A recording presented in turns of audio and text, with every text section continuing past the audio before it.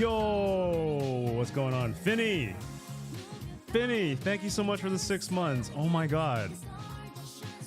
6 months, that's a long time. That's like half a year. Holy moly. Thank you so much, Finny. Thank you. Is it like Jackbox? Kind of. It's kind of it. There's Jackbox games that are similar to like Gartic Phone. It's kind of like a collection of games. It's got a lot of drawing-esque stuff. But the one that I kind of do want to try with everybody is it's text-based. It's something called a storytelling. Essentially, everybody types one sentence, and then we kind of come together to form a story. It could be good, it could be bad, or it could be an absolute disaster. But that's the whole point of it, right? But yeah, you can play through mobile only, or you can play through PC or anything like that. You don't need a gaming console to play. Cool AF transition. Thank you. I'm oh man, it was a work in progress. It took a while to build that through. Oh, I just realized I'm not even in the chat. I should go to the hold on a second. I should go into the streaming studio here. Okay, cool. There, I'm in there. But yeah, we'll be in the streaming studio, so we can communicate via VC. Let's see here. Have fun with the stream. I can't join this week, but I will next time. Worries, Sterling. Have fun in Miami. Oh man. So there's a whole crew of people in Miami doing an event called Art Basel. I don't know what the heck's going on with the art bit, but holy, the parties look so it brings a tear to my eye that I'm not there, not gonna lie. Yeah, he dances, he wiggles. Okay, I can't do it as good as he does, but you know, that's him.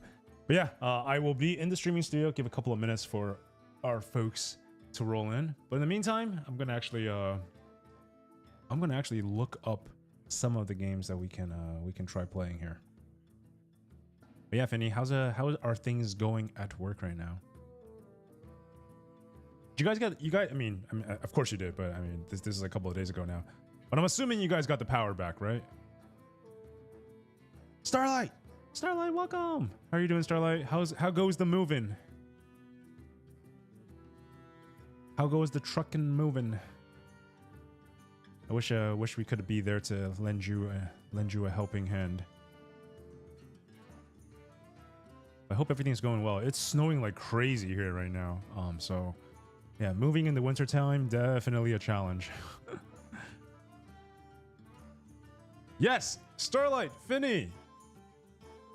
Oh, we have reunited. Us Spoon folks have reunited. Let's go. Yes, I met our dear Starlight and our wonderful friend here, Finny, both on Spoon. We at some point we're all podcast hosts. Some of us still are. Some of us have started hosting different kind of shows, different live streams. But yeah, that was how we all met. Small world. Nix, welcome. How are you doing, Nix? Are you able to hop into the Discord? Actually, I see a DM from you. Let me read that real fast.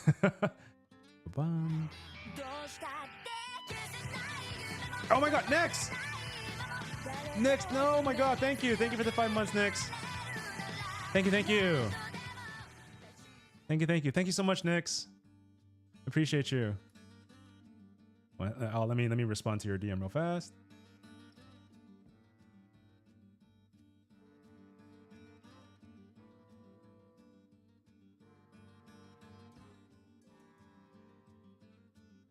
But yeah, so the first DM is in response to the 2 dates that was proposed. Unfortunately, I can't make those. I'm so sorry. But read the second bit. Feel free to hop in if you would like. Camo, if you are there, I see you are already in the Gartic Games lobby. But yeah, feel free to hop in. AC, wait, is AC in? I think I saw AC's name somewhere, right? Oh, did I not start the event? Crap, 1 second. I'm not good at Discord stuff. Start event. Yes. Yep, right in the Viet. That's right next in the VC and Discord. The one that, yay, there you are. Yes. Hello. How's it going? Good. Oh my gosh, wait. Let me turn your volume up on my. Yeah. Let me turn I your was mic. watching you. Yep. Yeah, I was watching you on Twitch. Yeah. Yeah. You're gonna hear a weird echo. But no, I got you. I got you over here. I'll bump your volume up higher. Oh, do you have to? I'm just kidding. I'm just kidding. No problem. I can control your volume from Discord. Finny, thank you for the 100 bits. Thank you. Thank you. Thank you for the 100 snowmen. The 200 snowmen. Oh my gosh, Finny, thank you so much. Finny, what's happening here? Finny, what is going on?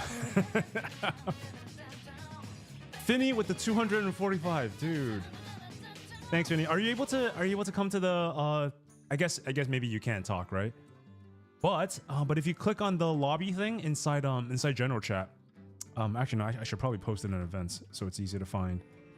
It's in the general chat, but it is also it's also going to be in the events. What's happening right now? Sergeant Camo gifted a tier 1 sub to Pikachu, dude. Camo. Dude, thank you, Camo. Oh my god, I can't type right now. That is not the right link. Okay, hold on a second. I'll post it here. Okay, so it is in the events tab, but it is also in the general chat. Let me type that. And wait, what's going on here? Okay, there we go. And let me just I know AC was in the lobby a few seconds ago. I don't know what's happening. Let me just check in with her real fast. Or within. Oh, okay. Wow. Yeah. Definitely not very coordinated at running these, as you guys can see, but it is okay. I'm glad you're all here. Hey, what's going on, Frosty? I shot you a DM earlier. Are you around? It's a text-based game. Essentially, we'll all type one sentence. We'll all type one sentence, and we'll all try to make a story. It could be good, it could be epic, or it could be extremely silly. So that's the whole point of it. Oh, that sounds fun, Ice. Yep. Okay, I'm here waiting. Yeah, we got myself, Camo, and Nyx are in the lobby. Finny, you're damn Finny. You're Finny. You need to. Oh my goodness. Thank you so much, Finny. But you gotta just. It's okay. You don't have to do that. I appreciate you.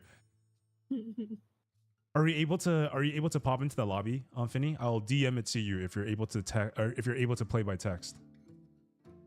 Hold on a second. I'll DM it to you. Finny. Boom. Oh. Hey, what's going on, AC? Hello. AC. Hello.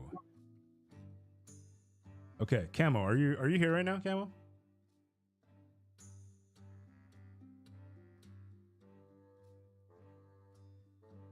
Wait, I see.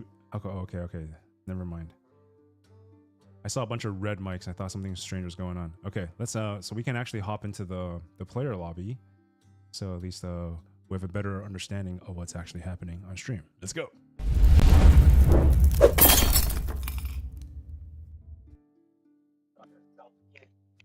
So I dropped a link, AC, in the main one. It's in Gen Chat. It's also in events. Wow. Fire in the building. We. Well. Well. What's going on? Fire, aka Finny. How are you doing, Finny? I'm just in my work parking lot right now. Wait, what? Are you going in or are you leaving? No. Well, I'm about to go in like 50 minutes. Oh, so you're there early to start, I guess, right? Yeah, I get here early because I get a ride to work. Ah, I gotcha. Well, thank you for joining us, and thank you for the gajillion subs. I don't even know how many that was anymore. I think that was like I think I counted like 8 or 9. Oh, oh my goodness. Thank you so much, Finny. It is what it is. Thank you, Finny. You're welcome. Oh boy, but yes, if you check out the Gen Chat or the events, the link for the Gartic phone lobby is there. So you can click on that link and you can join us in the lobby there. So essentially, the way it works is that we'll all be on kind of the same team. I don't really know if there are teams, but essentially we'll all contribute one sentence, and then that sentence is gonna build a story, and it could be good, it could be bad. And now Camo is gone. What the heck is going on? Not Finny. I wonder who that is. It's definitely not me. Yes. Okay, let me pull up Discord again. Okay, so we're gonna need AC, Camo, and Nyx. Whenever you guys are ready to join the what's it called? The Gartic phone lobby. Oh my gosh. I rebooted my page and I think I have to go back in. Hold on, I see. hold on. No worries. I know. Did I disappear? Yeah. No, it's no worries. We'll hang out. Oh, wait. No. Sorry. No problem. Actually, what is this? See Tavern. Oh, wait 1 second. Maybe we can do this. I had a Hearthstone playlist going on, but maybe this will be a little bit better.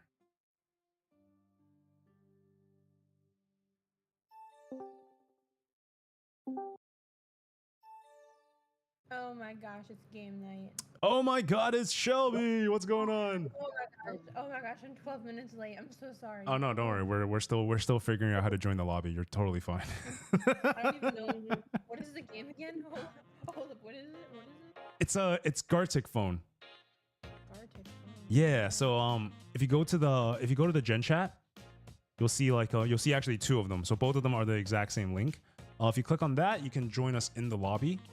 And basically there's a bunch of games that we can play, but the one that we'll kind of start with will be story.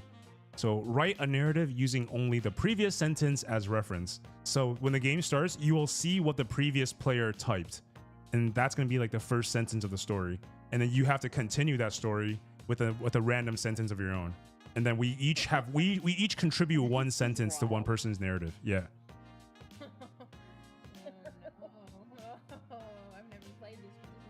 Yeah, usually it goes it goes funny, or it goes like horrendously disastrous, which is also funny in its own way. Let me actually just ping Camo. On one right now, so we're good. This is gonna be great. Alright, let's see. Yeah, everyone's in Miami right now. Totally not experiencing FOMO. Yeah, I know. Watching those videos and people partying at Bing Bong, it's Yeah, and here I am trying to make an AI. It's so sad. I know, it's so bad. But what are the main events even like in Art Basel? I have no idea what's going on there.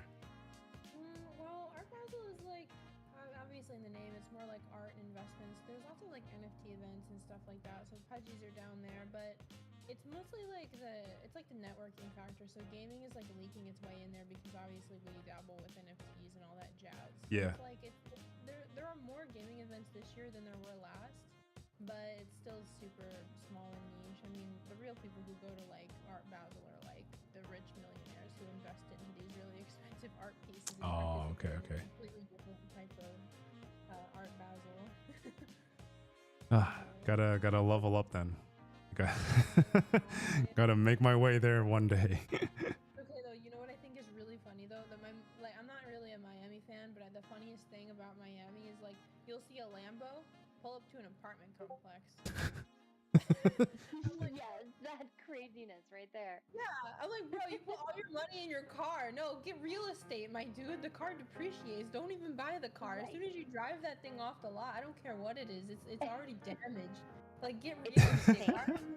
Like, bro, like, Yeah. you're not enforcing. Like, even if a dude rolled up with a Bugatti, I'd be like, okay, where do you live? Let me see.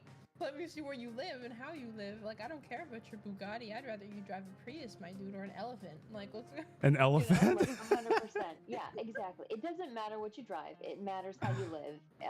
Because rich mindset does not buy a car that depreciates 30% and not have enormous amounts of other investments. Yeah. Like, Exactly.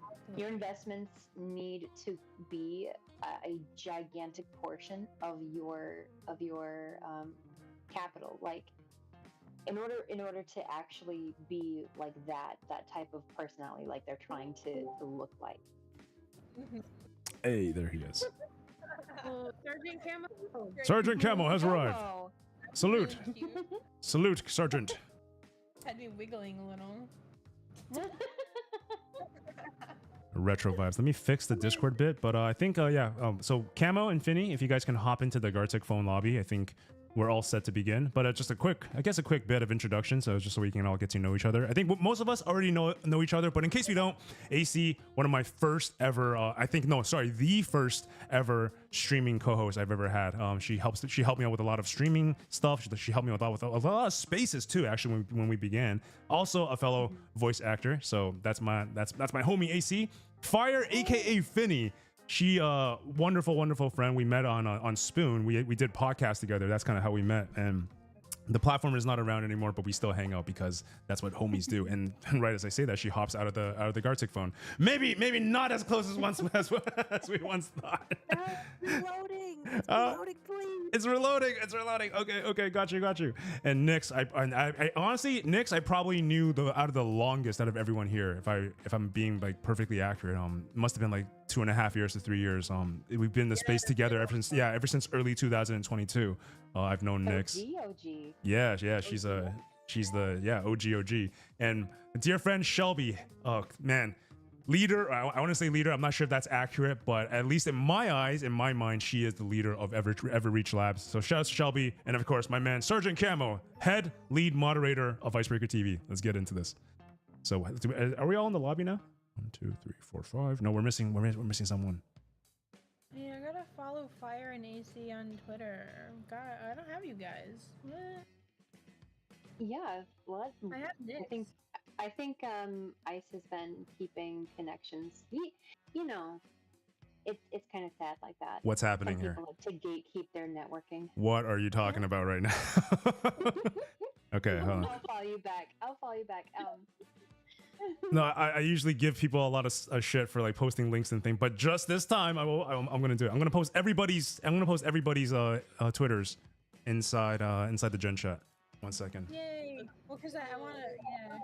It's like the one thing I like live on there, and I just wanted to follow everyone, but I'm already following half of everyone, just not Fire or AC. I'm kind of lame. I don't use Twitter. Oh, that's good. No, that's actually good. I think I have you on Twitter though. I was just gonna say that you're not missing out on anything. Y- There's too much I brain only rot. got Twitter for you, Ice. Oh, thank you. Aw. I mean, I can drop it if you want. You mean? Drop it like it's hot. Yeah, Yeah, we can. that's fine. Yeah. Okay. He's only gonna drop it for you though. Okay, yeah. Take that out of context. Wait, Finn? We like to do it like that. Oh man, by the time we actually start this, we're like Finny's got to go in for work. So Oh my word! It keeps kicking me out for some reason. is it because we're taking too long to start? I'm sorry. Okay. I gotta check. Yeah, I left. No, I think it's just because I'm on data. That's all. Oh, okay. That could be it. Hold on a second. Lost server connection. Let's see. Okay, I need to actually figure out. Is Finnier with an YRD, right? I can't figure out the spelling. Yeah. It's FINNYRD, I think. Yay, But let me see if I have Twitter downloaded on my phone. Nope, that's someone from Indonesia. That's not the right Finner. Keep it off your phone. Keep it off your I phone. cannot. I can't follow Camo because he's, speaking of gatekeeping, he's like, no, you can't. Oh, you have to request access, and he has to say yes or no. I know. I feel like that is just as bad as trying to be picked for teams back in school. Oh, Oh, the dodgeball team days. Yeah, can you confirm your Twitter handle, Finny? I'm gonna drop it in the chat, and then we're all good. But otherwise, we need to get Shelby. Yeah, we need to get Shelby back in the lobby as well, and then let's start. oh, yeah, that's my fault because I left. There we go, Sheeptron. Can I pick a? No, I guess I'm a little ghost. Okay. Oh no, Finny left too. Okay, next time we get both Finny and Shelby in here, we're gonna start immediately, so we don't lose them again. I'll do the Twitter thing later because I'm trying to like figure out how to sign in. Oh, okay. Yeah, we'll do the Twitter thing later. Okay, I'm in. Okie Are we dokie. all here? We're missing Finny, and then we're good to start. I'm just reloading it. Okay. I'll just put it I over feel like here. you're wrangling cats. Ice. Like you're just like you can't catch us. Wait, what? What's that? Oh yeah. You're wrangling cats. Oh god. Okay, everyone's here. We're good. Start. Go. If I was a cat, I'd be the naked one. Writing it. Oh, once upon a time. So you're gonna write the first sentence of your story.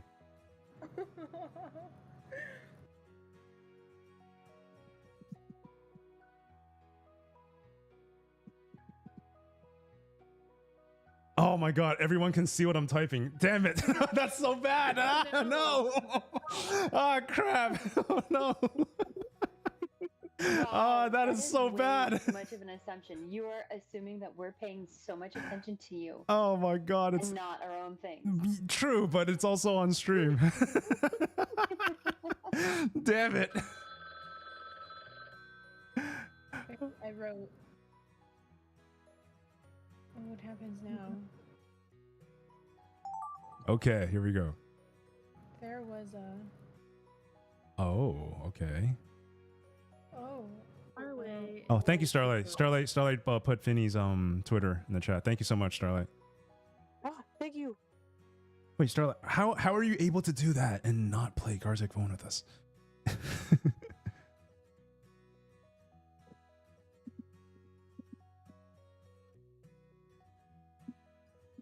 My teeth hurt.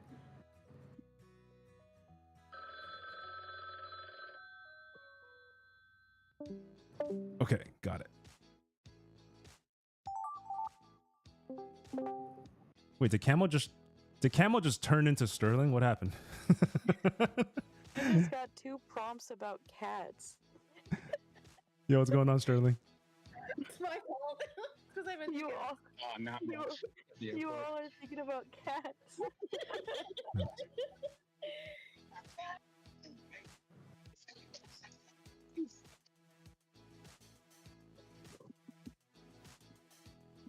Okay, here we go.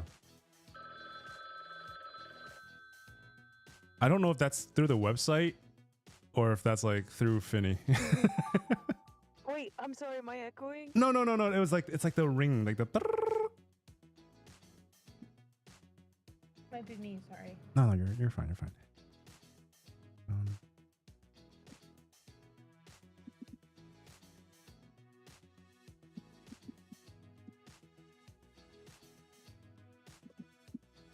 I don't know if I'm doing this right. No, it's better if you're not. That's the whole point.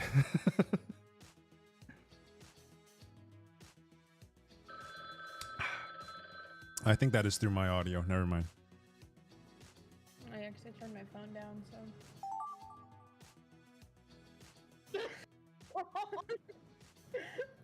Oh my god, who wrote this one?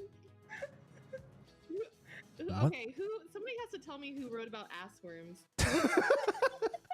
I mean, My bad. I mean. How do I follow that up? That doesn't resonate. When these things can't be cured. My bad.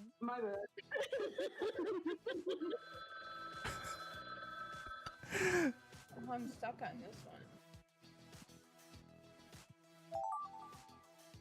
Oh no, I didn't finish writing it. Oh, I see. It's okay, I'll continue. Hooray.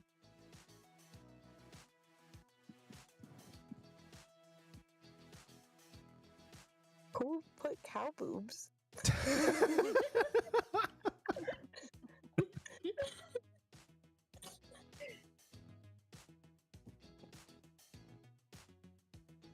I love that this is called Gartic phone. Because it definitely feels like what we're saying out loud is somehow Yeah. Okay. Oh God, what I guess we'll happens do now? automatic voiceover display mode. Exhibition I'm phone. afraid. Choose I'm if the afraid. album will be shown from the beginning or from the beginning. Okay, let's go. Let's see how this turned out. So also Camo had to run. He had to go for emergency firefighter duties. So shout outs to you, Camo. Ooh. Be safe. We'll catch you in the next one, man. Camo. All right, let's go.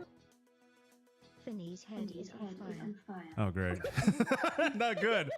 We need you to fix the mushroom. Empty. Initially, It's the really funny mushrooms were because the too PNP goes intense. with it. The cat started dripping balls and the walls were dark, Tripping ball. collapsing, revealing a magical forest. Collapsing, revealing a magical forest. Finny, the cat started tripping balls. Let's go. All right, Finny Far wins. away and way too close. A. Hat blew in.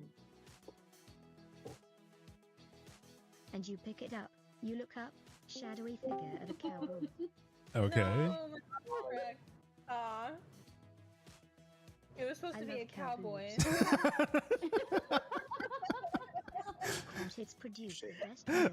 Yes, they do. Oh no! It's actually better that Camo didn't say anything in that. That worked out perfectly. There was once a group of cats who, Oh, here we go. Silence.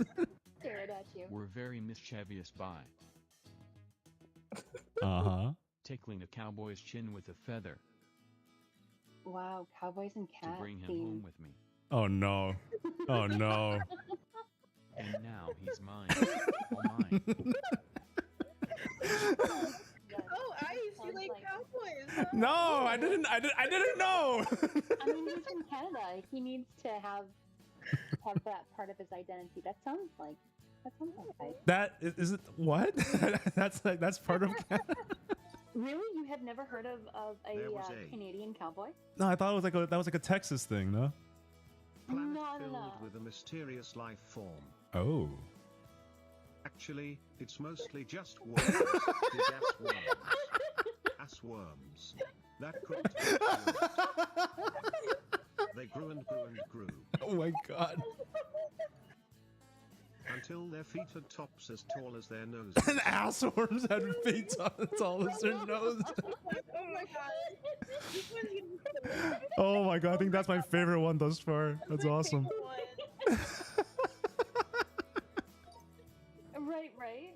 Once upon a time, there was a room of galactic alien cats. Oh. They all More ate cats. spinach puffs. And dressed for Comic-Con with little bells on their ears. Oh. Is this the one about cat? No, I'm sorry. I didn't know at the time. No comment. No cats today. Today we're talking space monkeys. That's probably better. Oh man. What about cats? This looks like a group chat. Oh man, dude, Finny, you're actually on fire. Your comments are like they're awesome. There once was a Twitter space host Oh Jesus. Ooh. that made a suggestive Twitter space post Okay. Oh my. about how to become a cat lady instead of having kids. That doesn't sound like me. Which are far too silly for anyone to think about. Camo. Yes. You'll never know the end of that story. Wow. Wow. A moment of silence for Shelby and Camo. Oh my goodness. I couldn't come up with anything. That's okay. Okay, we have a better understanding of how the game works this time, right? Yeah. Okay, let's go one more. It straight up looks like we're all texting each other. Yeah. Oh, kind of, yeah. Oh. This is our Friendsgiving post. Oh We're god. just doxing our group chat. This the slow descent to insanity. It's wonderful. The ass worm one. The ass worms. Oh damn, I should have asked if Sterling wanted to join. My bad. Well, I have to start this one. Okay. yeah, everyone starts their own story. Okay.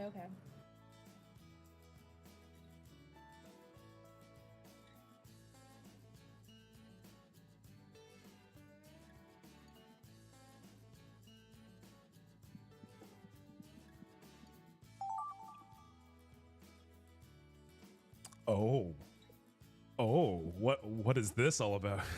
Oh, beans.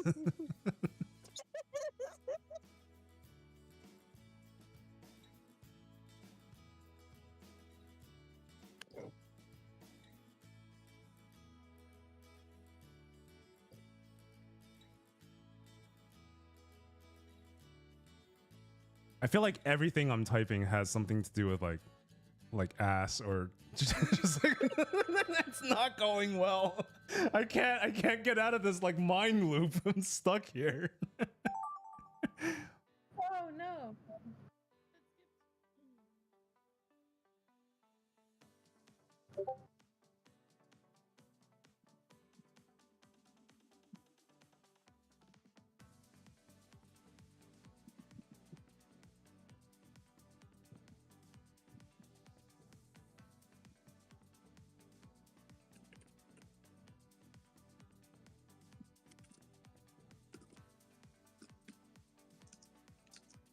Okay.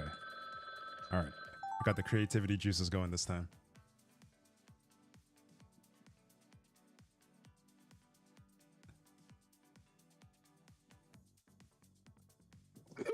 Everyone can see my answers. This is so... I gotta like type it like real fast at the end. Reach.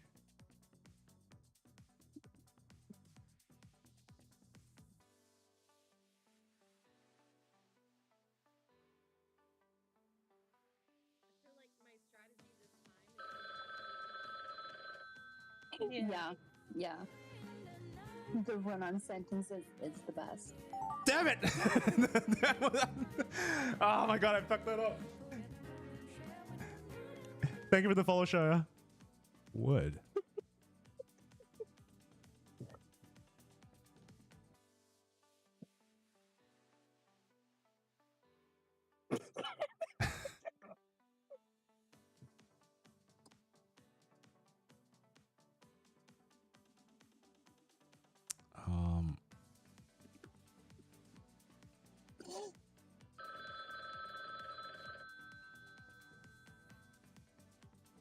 Okay, that was terrible.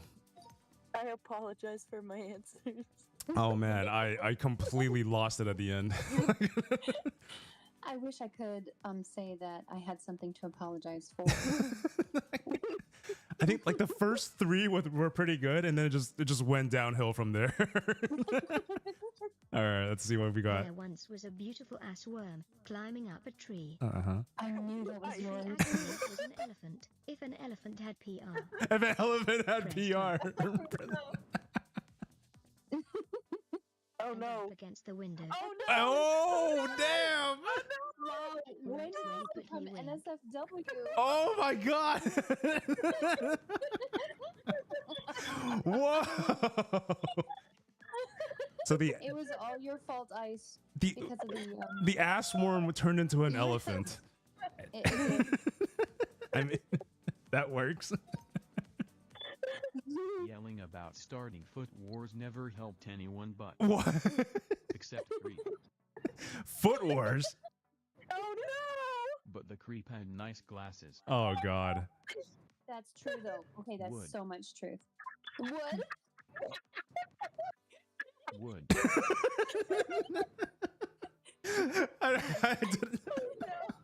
I had a really bad one, and then I backspaced it all. Wow. I missed Okay. a call. I missed the call from the guy I with kept glasses missing who was calls actually and Creep. not opening the nutty. Well, here, The to nutty? you about your car's extended warranty. Oh my god, that was I yours. don't guess what this miracle worker is doing with my chips. The fact that AC was able to continue off that nonsense was amazing. I was just gonna say I'm gonna reach through this and slap you for that one. That was bad. I'm sorry. Out in the Wild West, Oh. Okay. we dress Continuing up the as sexy chaps. cowboys, Oh God, it's finished. wearing nothing but bikinis and the cowboy hat. Bingo round up with chittering frogs in spanking ice. Why? Why? In a spaceship of milk. What the hell? What? Spaceship. That was perfect. Ah. That's the kind of spaceship we want. All right, that's that. On our way to Comic-Con. Beans. So many beans. Oh no. Wow. Followed by an abundantly treacherous amount of gas.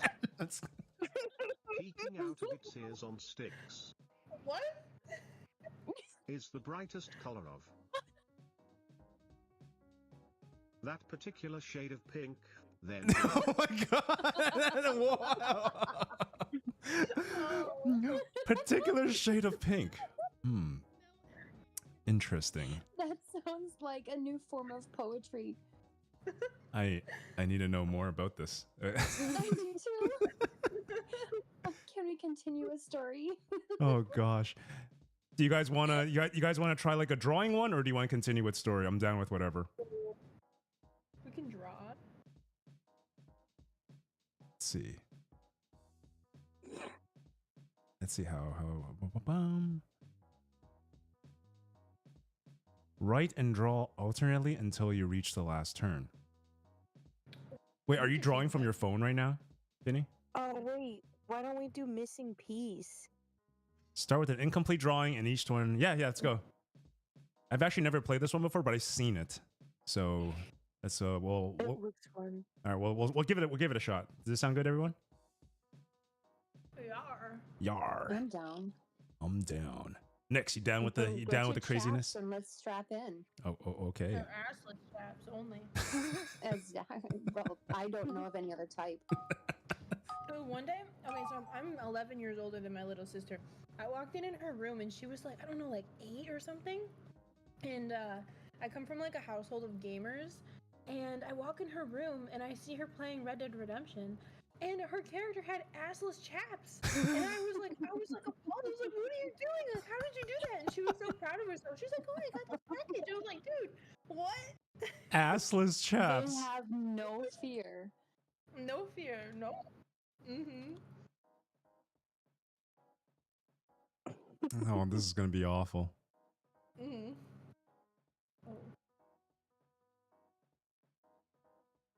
Oh. What are we drawing? Is there something we're supposed to draw? I guess anything that you want, so. anything that comes to mind. Oh. Do we start with something and then do we build off of it? Yeah. Oh, okay. Oh.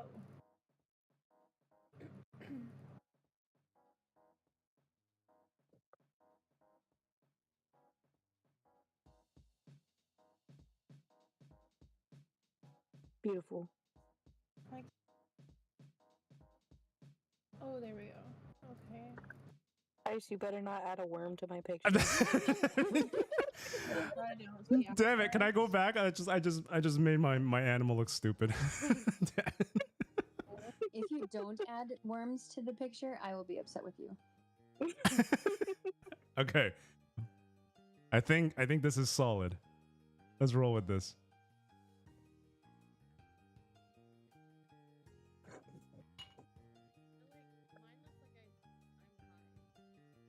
There's no way that this is like coming out from a normal person. None of us are normal here. True. Yeah. Normal is overrated. So, I'm sorry for whoever gets mine.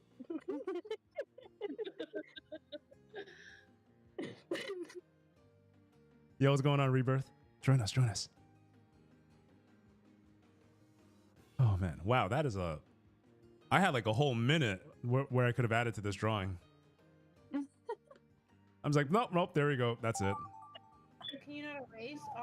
I was going. Oh, Whoa, who drew this? This is amazing. the monkey. I'm looking at a butt. Oh. Wait, am I looking at a butt?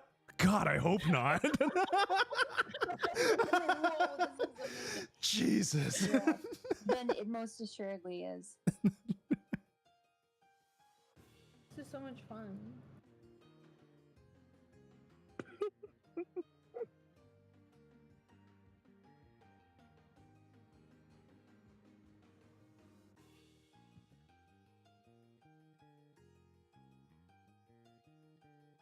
I'm taking up all the real estate on this picture. I'm sorry. Oh, I messed up. What happened? Oh, there we go. Okay. I got like a little squid thing. Oh, you can actually erase what the previous person drew. Oh, really? Yeah, Oh, using wow. the eraser tool. Oh, eraser. Aw. Cute. We'll fix it up for them. Nobody better erase my butt cheeks. I added to the design. Really ashamed of myself right now.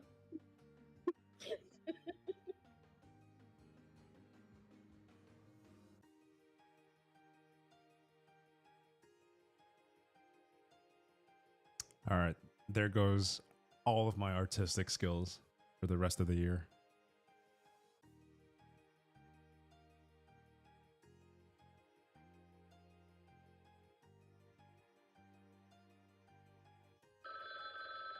I'm an art person, so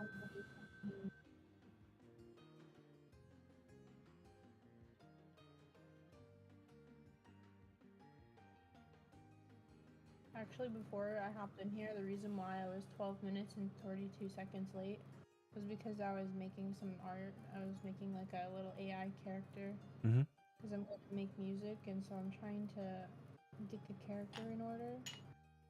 Not the character, but the artwork. Oh, I hope the. Oh my god. Is this teeth? Oh, Did this. someone drop teeth? Oh, the real ones will know. You guys will know. Oh, Oh. there's only one thing to do with this photo to serve justice.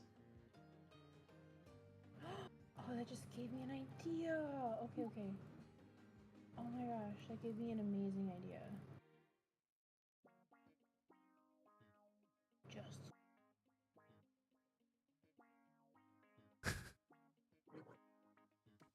And it came through in different parts.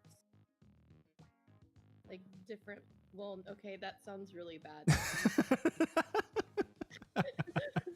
Like, I don't want to. Different parts. What? I was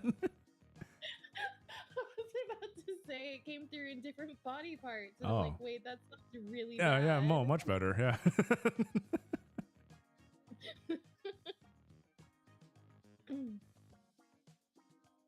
I think I'm looking at horns and balls and wings. Boy, what? If that's all you need, though. It was supposed to be butt cheeks, Nothing not more. balls.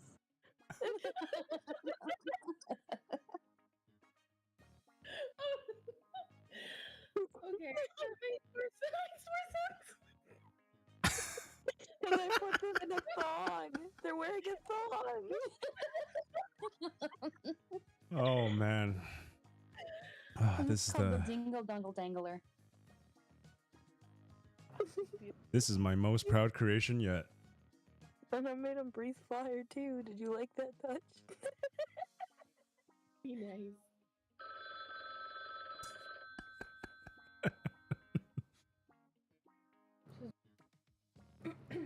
No. Even better. There we go. This is actually insane. Okay. Beautiful. You guys will appreciate this artwork.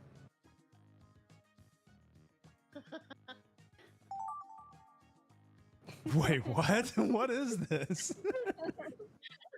What?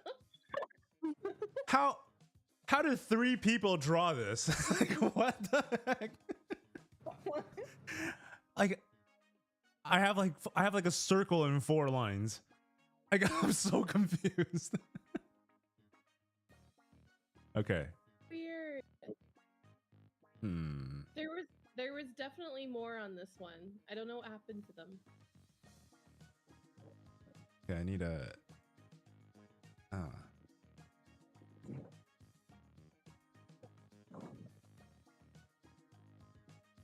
Okay. Okay. Oh man, this is tough.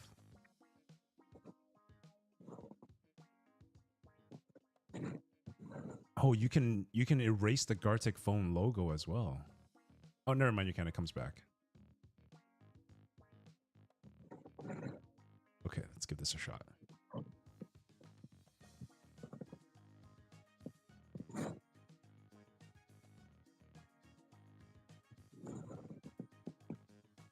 I don't know what I'm looking at. It looks like a person that has like hair extensions, but like the extensions are like the clips of them are visible.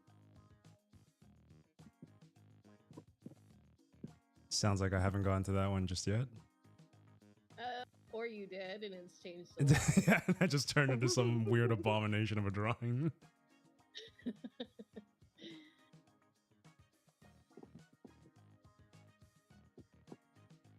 I'm also questioning a little bit how I'm interpreting what I'm seeing here.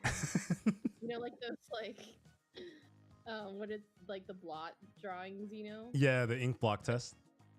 Yes. Oh yes. no, damn it. No, I'm running out of time. Quick, add a bikini. Okay, well, surely this will make it evident what the heck this is.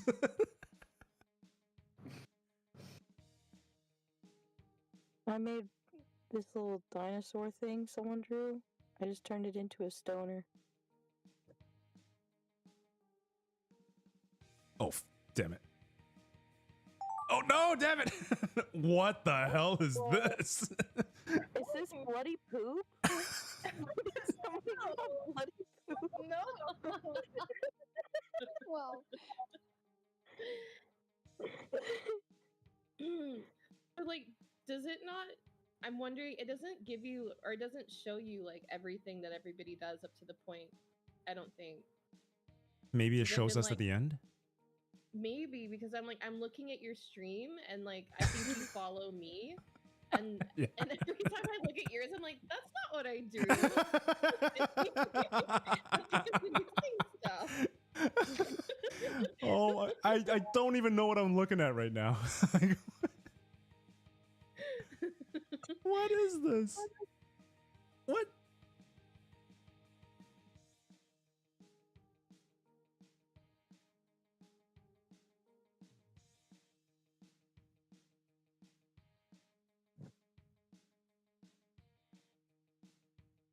I'm trying to make this human. But the more I draw, the more it looks like a weird alien. This is not working out.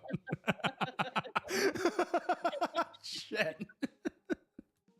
You can do it. I don't believe in you. What is this? I believe in you.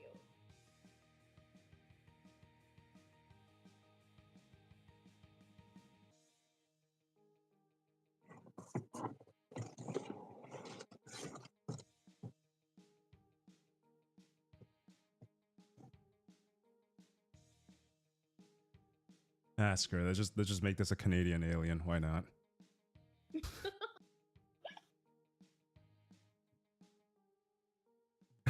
There you go.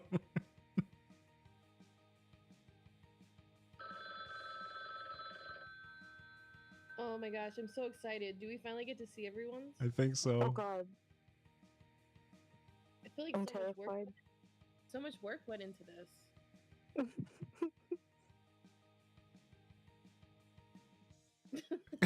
Fuck, damn it.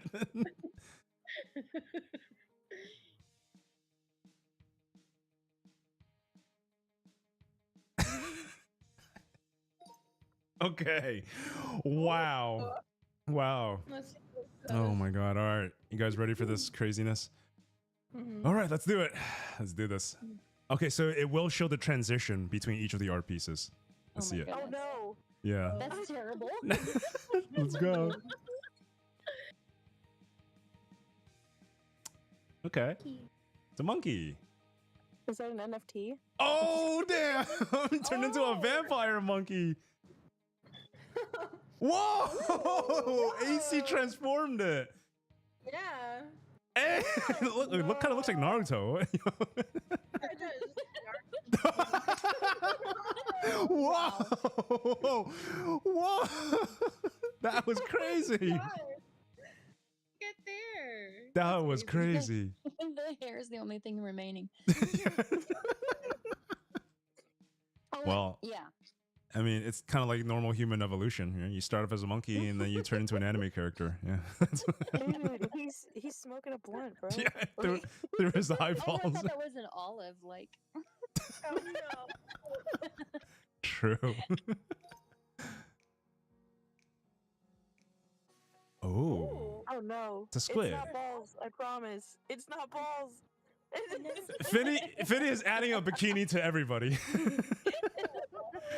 Oh, wow. This is fun. Hey. Oh. No, it takes the last thing that someone drew and then removes everything else. That's fun. Oh, wow. Yeah. Oh, okay. No wonder, because when it came to me, it was just like a weird line, and I turned it into like a weird pew. Yeah. Oh, that's awesome. Whoa, what? Yo. Yo. That's what I'm.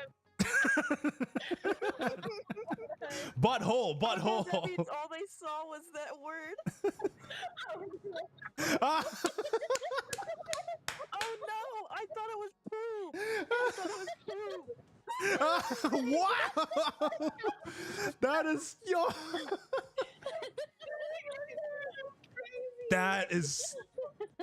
that is hella creative. Oh my god. Wow. I turned it into a worm for ice. I thought that you were the one that drew it. No. Wow, that's amazing. Damn, Shelby, Finny, AC, you guys. Oh man. I'm sorry, Nix. I completely ruined your drawing. I turned it into something else. Oh, I have to say, I had the hardest time with this one. Oh yeah, I didn't even. Yeah. Oh, I thought it was teeth. Oh my god. That... The drool. Well, I thought it was a hair plug. I just destroyed it. That's like actually what I look like right now. Oh my god. It's like a weird squid monster. It's not bad. Oh, I'm being- sorry. Oh, this is wonderful. This is amazing. Add a little bit of poop for stylistic choice. Let's go. Um, And a lot more poop. Yeah. Why? Why?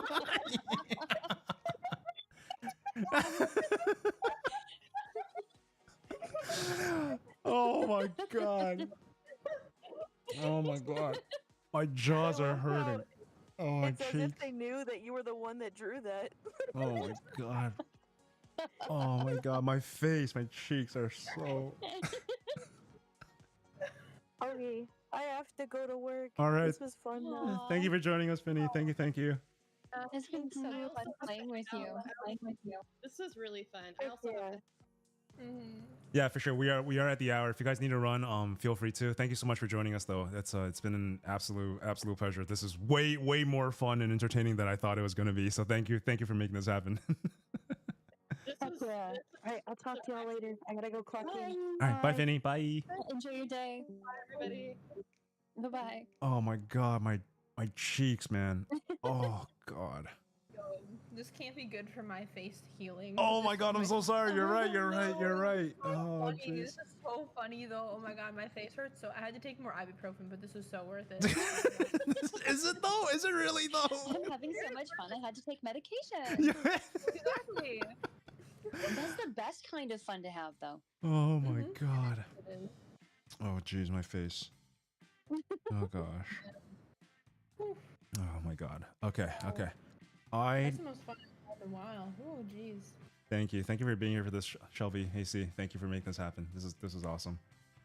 Oh, thanks for hosting it. This was a nice change to, and not like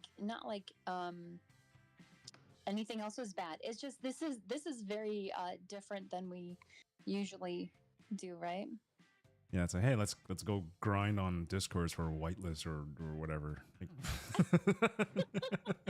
Who won then? Who won the whitelist? I don't know. I didn't realize there were whitelists being given out.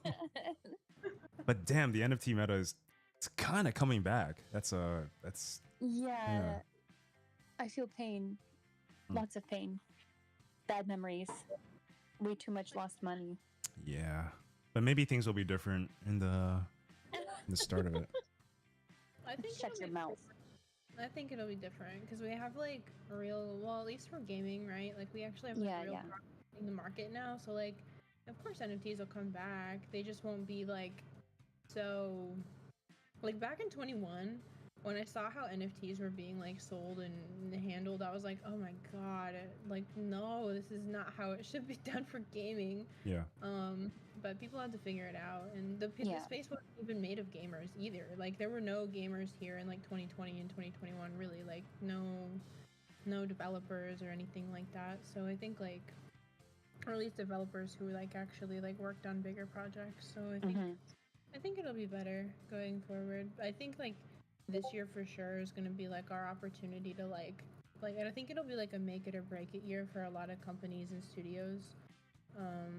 I also think it's going to like, I think like our positions and jobs and what we're doing is going to be a little more legitimized.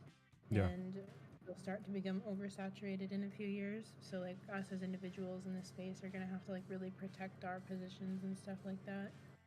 Yeah, there's going to be more talented people coming in that have like real Web2 entrepreneurial experience and like real development experience. It's not just like 20-year-olds with a ton of money that come in because they have like 5 figures of following and then they blow people up. And like I hope people aren't that gullible this cycle, but who the heck knows?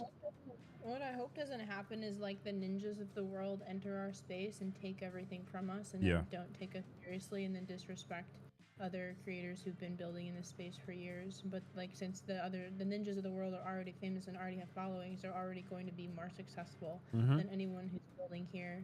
So I'm hoping that doesn't happen. Or like KOLs and people who are trying to build in this space get like essentially bullied out of like everything that they're doing. I hope it doesn't happen, but It honestly might though. It honestly might, because we kind of saw that like this time around, right? Like when 2023 happened, a lot of like the KOLs and like YouTubers, influencers in 2021 and 22, they kind of disappeared. And then at the end of 2024, they're coming back. They're starting to post GMs, and they still get like tens of thousands of impressions. So it's like nothing has changed, right? I'm like, it sucks to see that. Exactly. Yeah. So hopefully, I don't know. I hope it doesn't happen, but because like a great example, I have to cough. Sorry. Like a great example would be like the off the grid streams, right? Like those guys are like, they had the bigger streamers, right? And they had them in their mixture of Web3 people tuning into those Twitch streams. Those guys, like, they don't even care. They're playing a Web3 game and they don't give two shits about the Web3 community or people or anything. And I'm sure like if they were to be at like an event or a party or something like that, they would like, you know what I mean? You know what I'm getting at? Yeah. Or they'd be like, you guys are like totally lame, and I'm just, like I feel like as soon as it gets legitimized in the games and the studios start like implementing these features and it becomes normal, I feel like that might happen to like our little space here. But I don't know. That I'm just expressing my feelings. I hope that doesn't happen. I hope they're more inclusive, and I hope that the bigger creators and like the Web2 people don't like, bully people around or like Not even when I say bully, I don't mean like directly. I just mean by like literally taking over and not caring. Yeah, just squashing you Yeah. with their following, basically. Yep. Yeah. Yeah. Yeah. Yeah. And then taking your following as well. Yeah. Yeah. Yeah, I think it's kind of weird though, because like we always think like in the bear market there's not as many people here, and then in the bull market Yeah. there's gonna be more people, which means like proportionally speaking our agency is gonna diminish, right? Yeah. But no matter what, it's like it's tough. Wait, no, AC just dropped. But it's tough. I think it's gonna happen to some extent. There's gonna be like larger accounts coming in, like kind of like taking all the hype, all the attention away. And then people that don't know better, they're just gonna follow them. And it's easy to chase the most popular person around than to do digging in, like on a small creator that has cool content but has like 500 followers, right? It's just the nature of it.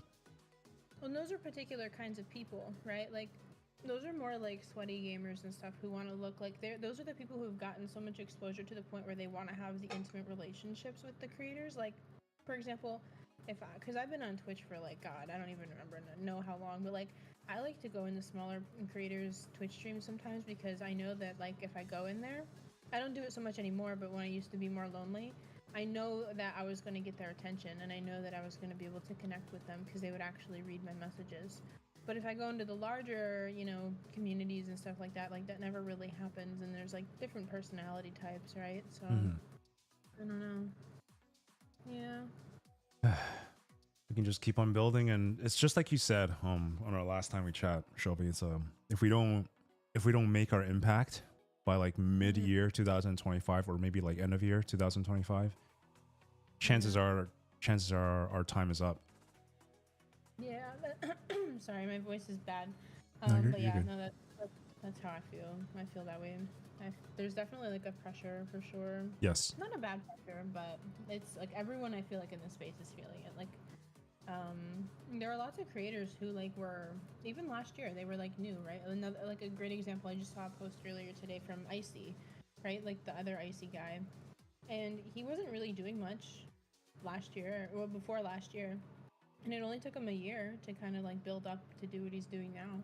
So that's really cool that it doesn't really take long in this space. It just takes like a year of grinding and networking and making content and trying. But yeah, I feel like I feel like by mid next year, like because those creators are only going to grow, right? And then it's like there's always like a bigger fish, and then there's going to be tiers of creators. So it's like who's going to fall under them, and then all the other stuff, and who's going to fall off. Things could happen. Who knows? Who knows? Who knows? Who knows? Yeah, I'm already seeing like some like smaller creators, like my friends that I met in NFT NYC. It kind of pains me to say it. I read two different creators. I met at NFT NYC, and they're both tapping out already. They're like they express their frustrations on the timeline, and they're basically uninstalling their app, and they're going back to Web 2, getting a 9 to 5. So we're not even in 2025, and it's already like that feeling is already very, very strong within the space.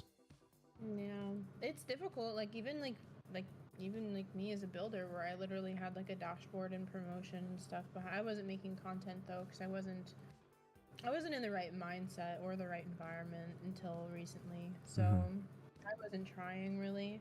But I do recognize like how difficult it is, because I see everyone, I watch everyone, and part of my job is to like literally gather lists of KOLs and put them into your lists, and then figure out who we're going to reach out to.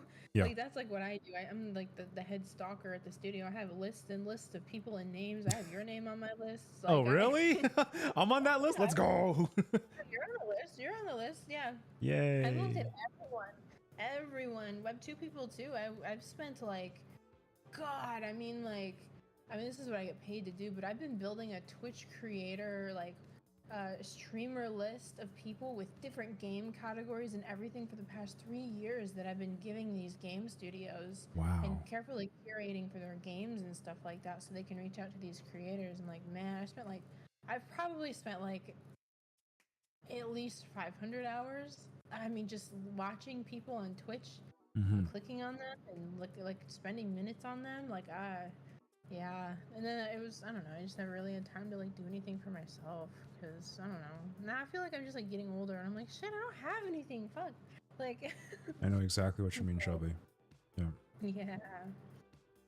And then to be honest too, like, not that it's a big deal because I have like investments and stuff like that, and I had a good year this year. But like, Everreach is like not paying their employees. They give us half our paychecks today, and they were like a week late.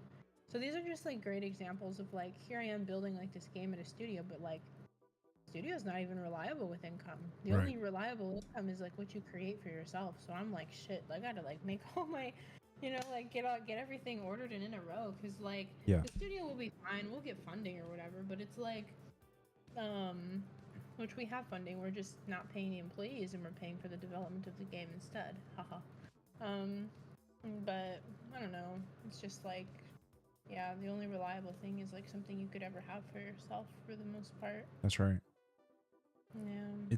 It really does feel like that, right? Because especially in Web3, it's these ships are so unstable. Like you can be working steady in a job, and then all of a sudden 3 months later, that project decides to go a different marketing direction, or worst case scenario, they rug, and then your stable job is now just a bunch of nothing, and now it's back to the drawing board. So we have to build something for ourselves. Yeah, there's literally no stability. It's like even in normal tech, right? Like even in Web 2, really, like I was double jobbing it for a while, and I was working at Meta for a bit as their head of community for like Meta Quest and Meta Ray-Ban and then Horizon Worlds as well. And that was supposed to be like a 1-year contract. But it actually ended early at 8 months because they did like a reorg and all these other things. And like, I thought like, okay, well, great. This is Meta. Like, I'm going to be able to lock in. I'll be able to double job it. It's gaming. It's compatible with what I'm doing in Web3. And then it gets me access to literally like all this really cool tech and insider information and stuff like that I can bring out, like, because it's, secretly, of course, not publicly. And then utilize that for like, stuff I would do in Web3, especially with like VR, AR, AI, and then gaming. And wow. And I was doing that for a while, but like you would think that would have some stability, but there was a reorg. And then with the reorg, they were like, oh, well, we don't know what to do with you because we were just trying to figure out what to do with the community manager. And I was like, I shaped the entire role. Like, this is what the community manager does. And they were like, well, we don't think we need the community management role anymore. I was like, what? That's exactly what happened at that other project I worked for. Yeah, it happens so much. Oh. And the thing that happens is it doesn't make any sense to me because they literally need somebody to be that go-between. Otherwise, you lose out on that connection and touch, and you have so many other problems that arise up: scams and vulnerabilities, misinformation, assumptions on mass assumptions, and a huge amount of disorganization, and it's insane how people still don't understand that management is necessary. Yeah, definitely.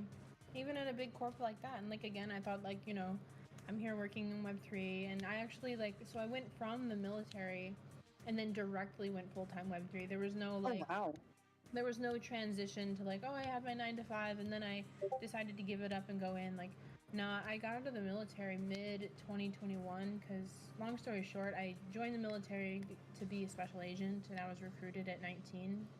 And I was doing esports stuff for like a few years, and then I did the special agent stuff, and I worked overseas and deployed a lot and did all of that, and foreign negotiations, and worked in human trafficking and stuff. But I also got exposure to in 2017 I got exposure to blockchain and all the other stuff because the government was talking about it and they were asking me questions. Because I had a couple friends who were into it, and I was like, well, I don't know much about it, but I do know like a couple friends who know a lot, and they were like, well, get to know your friends a little bit more and then tell us. And I was like, okay, sure. And then the Department of Defense was working on their own like kind of blockchainy type of thing. But anyway, so that was like how I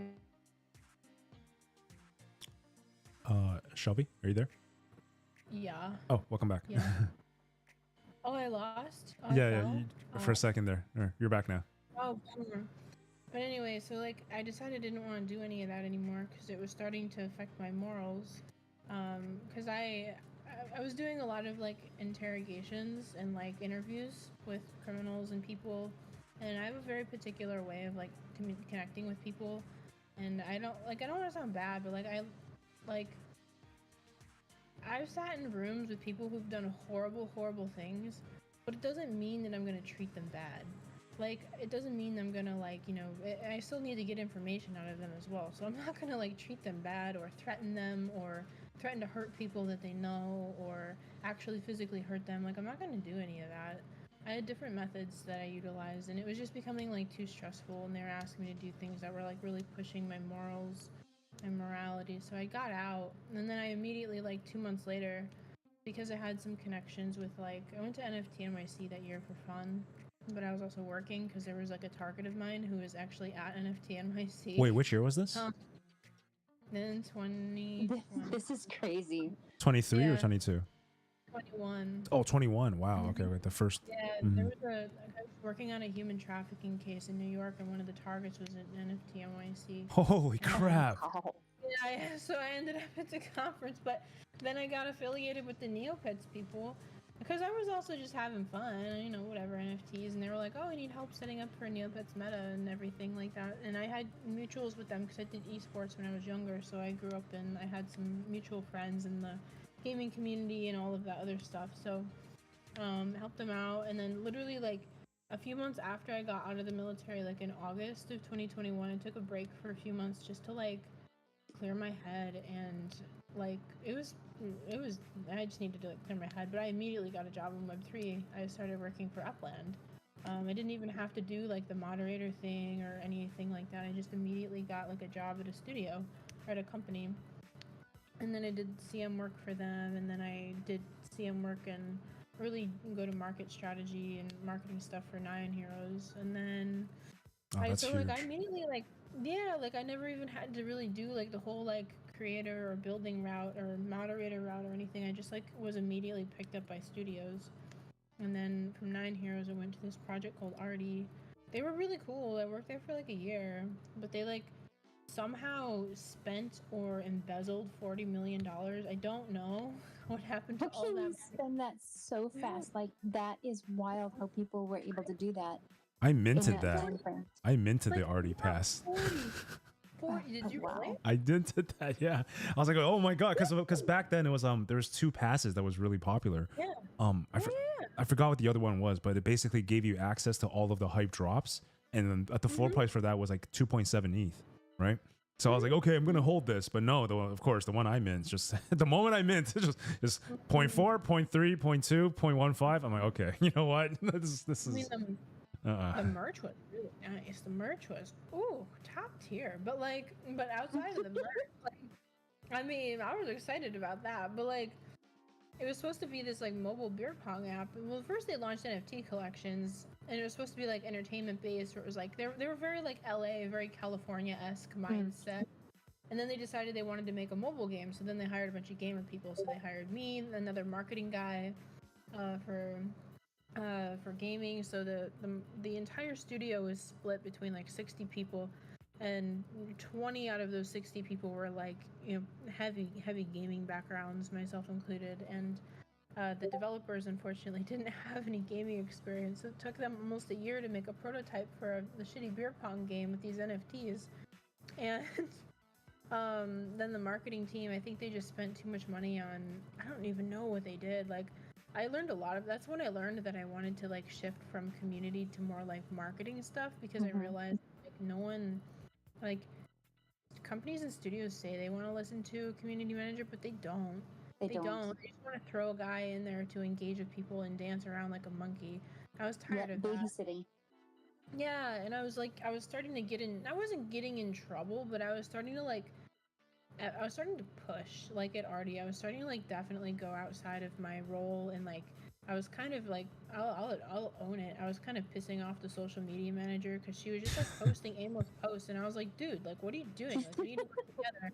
And like she would just like ignore me, and I was like, dude, you're like in my head, I was like, dude, you're like an out of touch millennial. What are you doing? Like Gen Yes.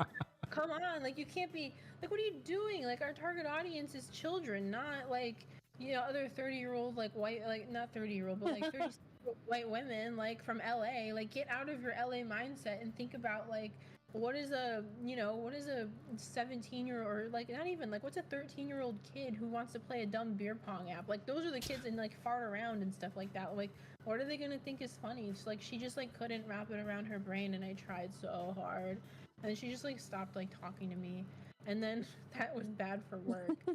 Then and I was being nice, but like I wasn't being like unprofessional or anything.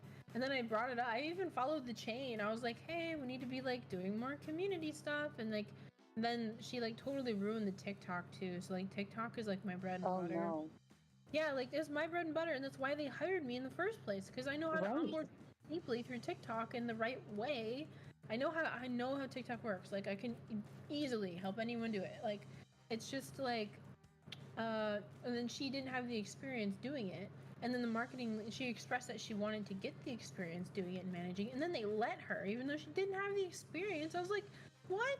Like you hired me to do like literally like a TikTok acquisition campaign for Web2 users to bring them onto this game, and then you took my TikTok and you turned it into a brand where we're doing like man on the street content for teenage kids at college frat parties. Oh no.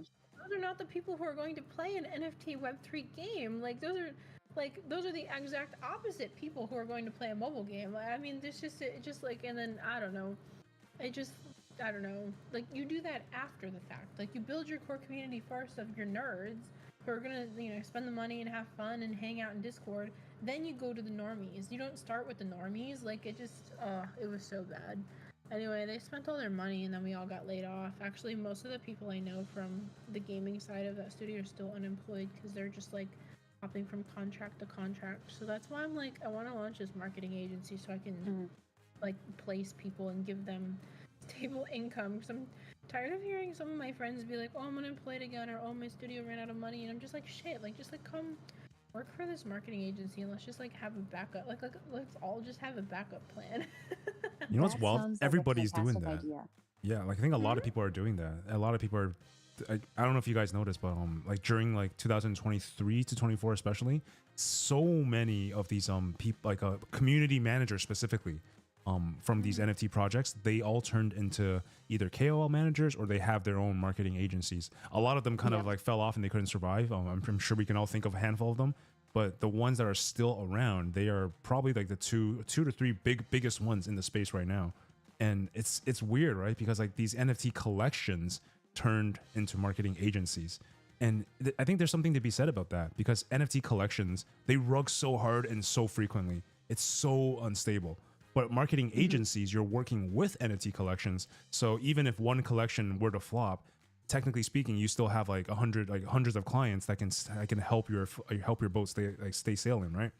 So I think like the strategy is it's kind of in the blueprint is kind of there, but now it kind of feels like there's way too many people doing it. So because like almost like everywhere on the TL, it's like it feels like everyone is a marketing agency, or they have their KOL manager or something like that, you know. So now I have to like, I'm really sifting through. It's like, like what makes certain marketing agencies better or superior than others? Like that's the kind of stuff that I'm trying to learn now. Yeah. Mine is going to focus on TikTok content because Web3 gaming TikTok content, pardon my language, sucks. It sucks. It does. And right, it sucks, but it's not their fault. It's not the studio's fault. They just don't, one, have the money to onboard talent to manage that. Two, don't have the know-how. Three, don't have the time or the capacity to manage it. They barely have time to manage their own social pages. Yeah. So finding good talent is really difficult. So I'm gonna just like start out by being like, hey, we're gonna grow your TikTok and bring in Web2 users. That's like literally it. Literally it. Can I sign up for that? I'll sign up for that right here, right now. Okay. I think I told you, right, Shelby? I think I told you, right, Shelby? I have like a 5-month plan, with my whole TikTok thing. I have like the whole like video editing situation streamlined. But if you have like a marketing strategy to like additionally push that further, like I would love to work with you on that. Like seriously, I would love it. Again, that's my bread and butter. That's like the only reason why these companies hire me. So, so I can help you. It's like my secret weapon. Let's go. Yeah. I love that. Yeah. That's perfect. My secret weapon is my bopping blue head. That's Stands out. It works. It's a good pick me up. Right? My other secret weapon is that I just do whatever they ask me to do, and I never sleep. And then it works. They're like, "Oh, you're useful. I can't let go of you." When everyone else stops working, I know you'll still work. I'm like, "Yep, yep." Is that a secret weapon though, or is that a resource? It sounds like you're burning candles, or you're burning from both ends of the candle, and eventually that resource will run dry. You know. It depends on a few things. How much token allocation you have, how much equity you have, and it depends on the size of your studio, and it depends if you like what you're doing. If you love what you're working on, then it's totally worth it. That's the first one. If you love what you're working on, and if you feel like it's a part of you, then yes. Yeah. Second one is, how much token allocation and equity do you have?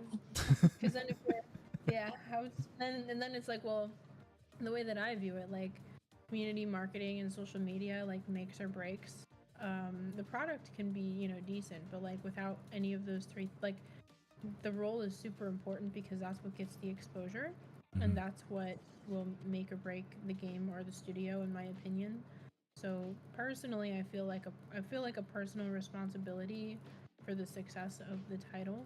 I mean, because if I don't do my job, people won't come on. And if I don't do my job well, they're going to hire someone else who's not going to do as good of a job, or, you know, maybe not have the particular know-how, or I don't know, you know what I mean? So it's like, oh, I feel like I can do this, so I might as well do it and do it right the way that I believe it should be done. Because I'm seeing like other people from the space, and I'm like, well, no one's really like made it yet. Like Off the Grid like fell off, and they're only getting like 200 like live streams or 200 like views a day, I think. Really? Let me search this right now. I think, yeah, I heard that today, and like something like, I haven't validated it for myself, but someone was like, yeah, like Off the Grid is down to now like 200 like total like viewers. I will validate that for you right now. Give me a second. Let me check too. That is so bad. Wow. 100. Yeah. Wow. That is not, like, I'm just being straight up, like, because like Off the Grid and Nine Heroes and these other titles are direct competitors for the game that I'm making. Yeah. So it's like, that is the exact pardon my language, fucking opposite. Dumb marketing strategy. Oh my god, I like lose brain cells when I keep seeing these studios. Like, I'm sorry, I love them and I love their teams. They're wonderful people. But I feel like I lose brain cells when I talk to these, like when I see this happen, because I'm like, why? Why did you do that? You got all this PR, you spent all this money for what? Now you have nothing. You didn't do it right. You fell off. You already failed. Like, and then I see everyone on the timeline being like, oh, this cool game did this and did that. Yeah, like, no, I know. I remember seeing those tweets and it's like, oh, that's cringe. Why are we shilling these games? Why are you paying people to say good things about your games? Like, but like you're not even working to improve your you didn't even execute the proper strategy. Like, it's just like, oh my gosh, I will not let that happen. I'm gonna try like my hardest to not let that happen to this game, because like luckily the founders in my studio are like ghost founders, and they don't really like, I mean, they do a lot of work, but they don't like do any of like the critical decision making. They leave that to like us, like the directors and stuff. So thank God they actually listen. But like, this is the first studio I've ever worked at where like my opinions and like the leadership team's opinions are actually like listened to and followed, as opposed to like the founders are like, I have this vision and this is what's gonna happen. Like, no, the founders are like, we don't know shit. You guys can run the show. The one co-founder just like literally disappeared. I'm gonna have him run like a 1,000 Ways to Die. Wow. So I want to bring him into like creators, other communities. I want to bring him into like other discords and stuff like that. And we're gonna do 1,000 Ways to Die featuring the co-founder of Everreach Labs. How many weird fucking ways can we kill Ethan? Or how many like ways can people protect Ethan? I don't know if people will end up protecting Ethan, but we'll see. We'll see what happens. But I want to run like 1,000 Ways to Die featuring Ethan. Let's go. Like, so we're gonna test it out with the lizard people first at Lizard Labs and see how that goes. Oh yeah, Annie and those guys. Yeah. Yeah, I want to have Ethan. I told Ethan too. I was like, "You're turning your camera on," and he was like, "Okay." So he's gonna turn his camera on, and the communities are gonna try to kill him. So that's gonna be like a little. I know. I told him too. I was like, Ethan, gonna try to kill you in 1,000 different ways, and he was like, okay, sounds good. He's fucking funny. He's so funny. That's when you can tell that they're used to you. Yeah, yeah. There's just no question. Okay. Yeah, they just do whatever. I send him memes regularly too. I actually sent him this meme the other day. I should because the other day he asked me, he was like, can you meet with me in 15 minutes with no context? And he didn't, like, there was no context. I was like, why? I was like, what happened? Like, you can't just do that. And then so I sent him this. I'm just gonna drop it in general chat. I sent him this. It's always that cold, hey, I need to talk to you. I know. I was like, dude. I was like, don't fire me. Don't do that. I was like, man, memes and stuff. I've been sending that dumb meme, my on the way meme today. I sent. Yes, I saw that one. I saw that one. Yeah, I don't even know. And then I went to your profile, and then I saw your GM post, and that was like totally that was like completely different. I was like, what am I watching right now? The sperm. I'm telling you. Like, why? Why is this? Funny people. I'm tired of going on my feed and waking up in the morning, and I'm just like, informative post. I have, this tier list of games. I want to make a tier list of the tier list and not even judge the tier list, but I want to judge the layouts of the tier list. I already told you. Yes. I like funny, entertaining content. I'm just so bored. Like, I'm so bored of the timeline. I'm just like, oh no. Man, when I actually hopped into your profile, I had it open on a separate monitor, and when you're when your cursor is not clicked in, the frame freezes, right? So I didn't see your face. It transitions into your face afterwards, but my frame froze at the sperm. So I was like, what is this? I'm like, do I want to interact with it? Am I gonna get shadow banned if I interact with this? I waited to. That's so funny. Oh, that's really funny. Maybe the sperm scene was just a little too. Maybe I should have shortened it just a little bit. Yeah. Oh man. Yeah, I thought it was funny. I was like, fuck it. I mean, I don't know. I don't get lots of engagements on my posts or whatever, but like, I don't know. I think it's just funny. I just do whatever I think is funny. Yeah, you build a community around that actually enjoys that kind of content, right? There's really two ways to go about it. You can just draw whatever hits on the algo, but then when you actually post stuff that you care about, no one else gives a shit. And that's kind of the growing pains that I'm dealing with. Like, I can drop a GM and it'll be all right, but then if I drop like a video or stuff about like gaming, it doesn't pop off like nearly as much as like GM posts. And GMs are kind of substanceless. And I'm already done with the whole like 5 million through month thing, so I don't really care. Yeah. Like when BTC hit like 100K, I was like, cool. I don't even care to post about it, man. Like I just don't give a damn about that Elon bag anymore. That's why I said what I said today. Like, because honestly, like, never underestimate the power of a GM post. Like, it just sucks that like the best post you could possibly put out is a post that literally just says GM. Mm-hmm. Like, if you're a gamer in this space, like I don't want to like be dropping opinions on Web3 stuff. Like, I could, but there's a bunch of other people doing that, and I'm a builder, so like it's sensitive, right? Like, I'd rather have a gaming profile than have like a crypto profile or a Web3 profile. I'd rather just be like a funny entertainment, like just goofy, you never know what you're gonna get kind of thing. Like, I don't want to be like, I mean, there's like, and then they're like, well, you have to provide value to people. I'm like, well, I can do that. Like, I just don't need to do it in a boring way. Like, I can provide or build a community and then help people actually fucking learn how to get jobs and not just like offer them this program and charge them money for it. Like, I can tell them and teach them how I did it because I didn't have anyone to help me. So yeah, exactly. So your personal experience is so valuable in that respect because there's not people to teach. There might be a few, but they're going to be doing the same thing that you would. You would take your personal experience, things that you have built into yourself, and they've somehow either monetized it or they just turn around and bring people up to their level while, growing past that level at the same time. So it really, I see it so often now where you have people that have been here 2-3 years and because they know kind of what direction that they want to be.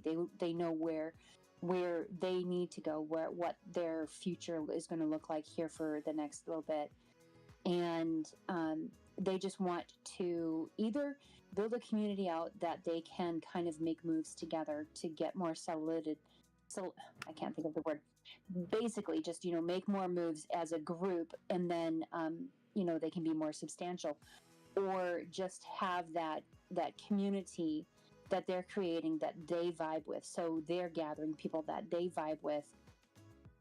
I've seen countless people do that where they're the ones that are offering not just the value, and it's not just the utility. It's that community, it's that place to go to ask those questions that you could get a variety of answers, and it's really hard to trust what you get. So you have to do your own research, and you have to verify a lot of that stuff. But even if you've been in any kind of ecosystem, there's still a level of verification that you're going to need to have. So peer-to-peer networking is one of the highest level skills that I believe communities can advance right now. So that's education and personal connection. And that goes beyond project branding, that goes beyond personal branding. And people are genuinely going to stay much longer and be more involved, invested in time, and like going to actually start bringing their own value into something that they feel has offered them that structure that they can stick to. Exactly.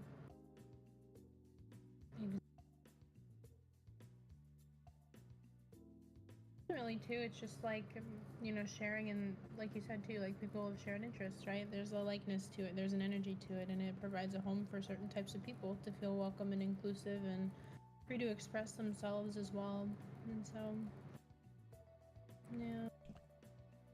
I was actually talking with a friend from Unfungible, and I was kind of a little bit of a trauma dumping, but also it's like a legitimate marketing question, right? Because I feel like I've hit a roadblock sometimes, and I haven't exploded in that manner in a while. But he's also someone that I trust a lot, and he told me that he thinks I should main only 2 social medias. And in my mind, I was like, shit, I'm dealing with YouTube, TikTok, Twitch, Twitter, and Instagram. I'm just like, what the hell do I do? So Instagram, I've already I kind of gave up on that. I dropped it a while. But between YouTube, TikTok, Twitter, and Twitch, I still have 4 that I'm kind of juggling, right? And I can kind of see myself chopping that down to 3 if I'm being very honest. But chopping that down to 2, I mean, holy, I can't. Yeah, it's hard. Just look at your metrics. Yeah. Look at how your YouTube performs compared to your TikTok, and then think about your long-term goals and the type of audience you want to bring in. So look at wherever you have the most engagement right now, whether that's on YouTube or TikTok. That one is a personal preference personally. A great example of what I would suggest is to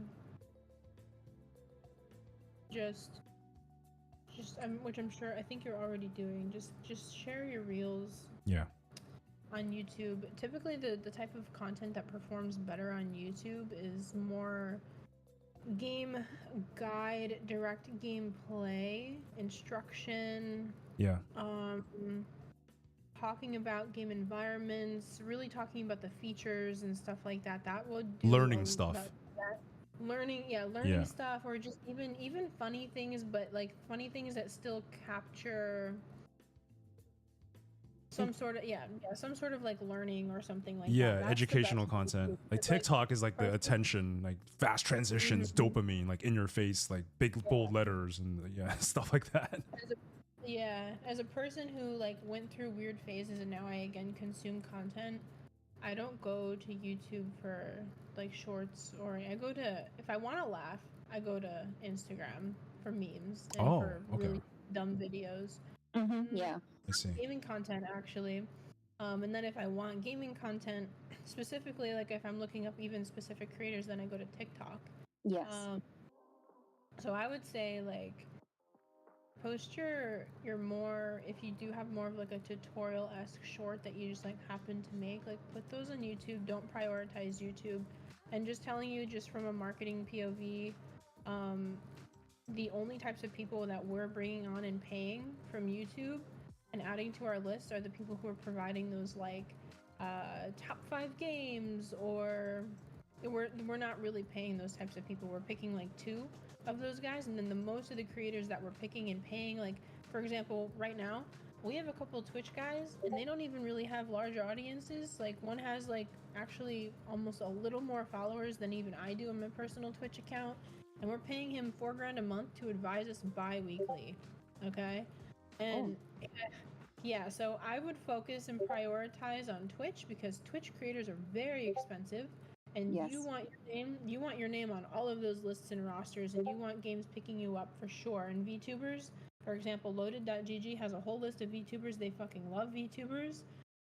Even my studio, we're exclusively going to be looking for VTubers mid next year, because my design director has a soft spot for VTubers, because 1, he likes AI, and 2, his wife is a VTuber. So there are particular like places and studios that look for these things. So I would personally prioritize Twitch and TikTok, because when I'm making these lists and building out my stuff to contact people and giving stuff to my talent managers and talent agencies, we're looking for those, and then YouTube is always an afterthought.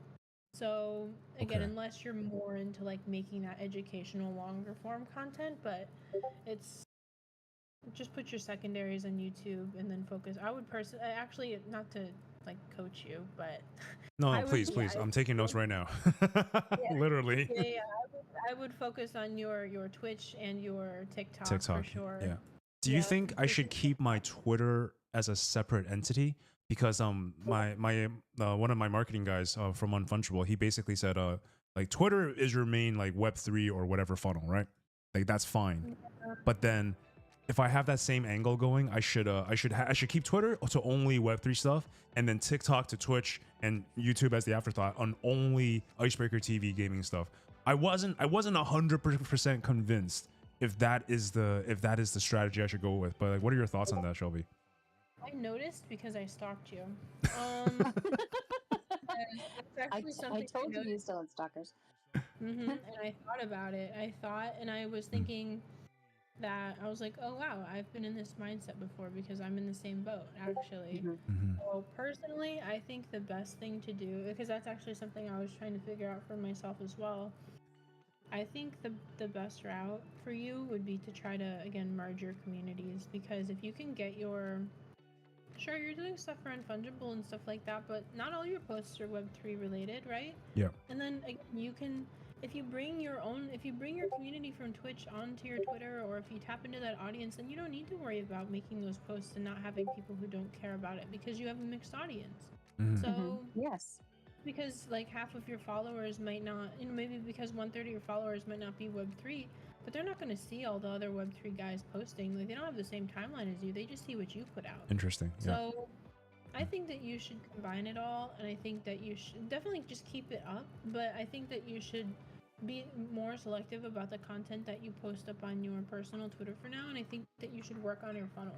I think that you should be like, and then if you want these users, like if you want the people on Twitch, like when your community comes more together, I think you should do like little events this is going to take time and energy, but I think you should do little events to be like, oh, hey guys, like I'm doing this charity campaign on Twitter, like just drop a like, follow, and I'll give like random giveaway on Twitter, and like that's how you can like start to do that. And then you can start collabing with like, another thing to do is like raid other Twitch streamers' streams that you're interested in. You're gonna have to take time and do some research and make some friends in the space, and then find ones that in this list include the ones that have successful Twitter pages, and then you want to collaborate with them, and then you want to contaminate Contaminate is like, that is such a good way of pollinating is contaminating. Sure, why not?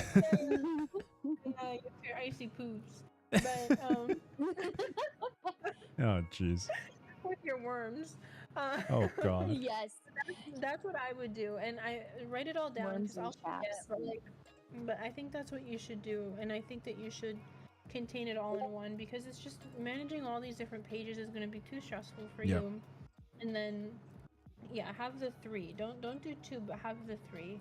And then once your community starts coming more together, just get creative with ideas, or maybe like hire a mod to help you. They're not that expensive. I'm sure you could get them for free because you're well networked or something, but just get a mod to like kind of help you manage some events, and you just put some events together and think about how you can funnel your audiences, and try to make friends with some other Web2 VTubers and do some VTuber stuff with them.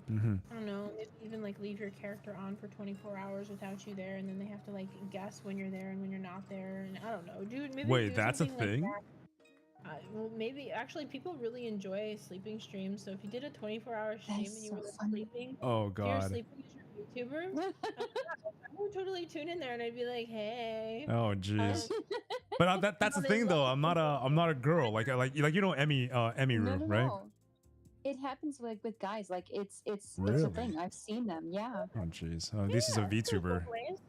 Because I'm pretty women sure all the people are just like watching girls sleep for. I mean, besides the obvious reason, for a slip here and there, but also they're just like, I was like, aha, he or she just cut some cheese. Let's clip that, and that becomes viral. It's that because that's a culture. That's a thing. It's funny. It's good stuff. So I think It's like that's what- another layer of voyeurism. Oh my God. Yeah, exactly. I can't believe that's real. But no, but to your point, Shelby, I think I'm trying to do all of those things, albeit very slowly right now, because I do agree though. I do agree that the whole YouTube thing should be an afterthought. I don't really pay too much attention. It's like if I have a stream or if I have a reel already made for TikTok purposes or for Twitch purposes, I just blast it there because it doesn't take any effort to do that. But TikTok and Twitch it's the main like active community, I would say, right? And then my Twitter is like my DGen Web3 community, but then my Discord, that's the 5th platform that I completely forgot.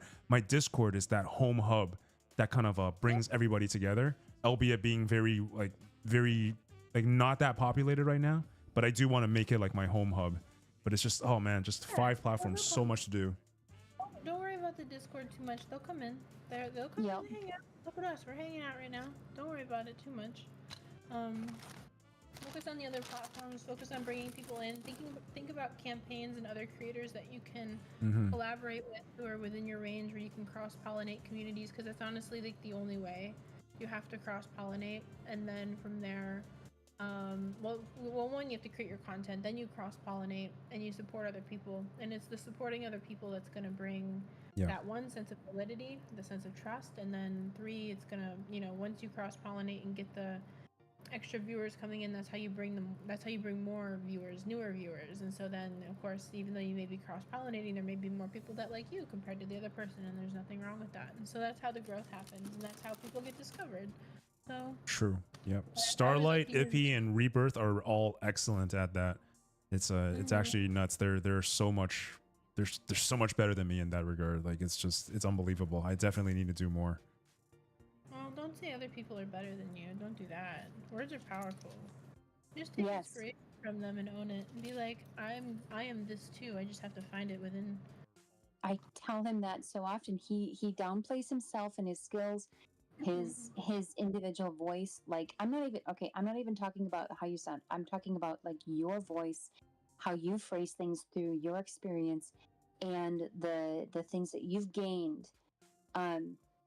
Just your processes, the way that you look at things, the way that you utilize your experience and skills into something that is very definitive. It's uniquely you, and no one else can do that. And to downplay it is doing yourself and your future a complete disservice. Yeah. Maybe this is the whole cultural thing.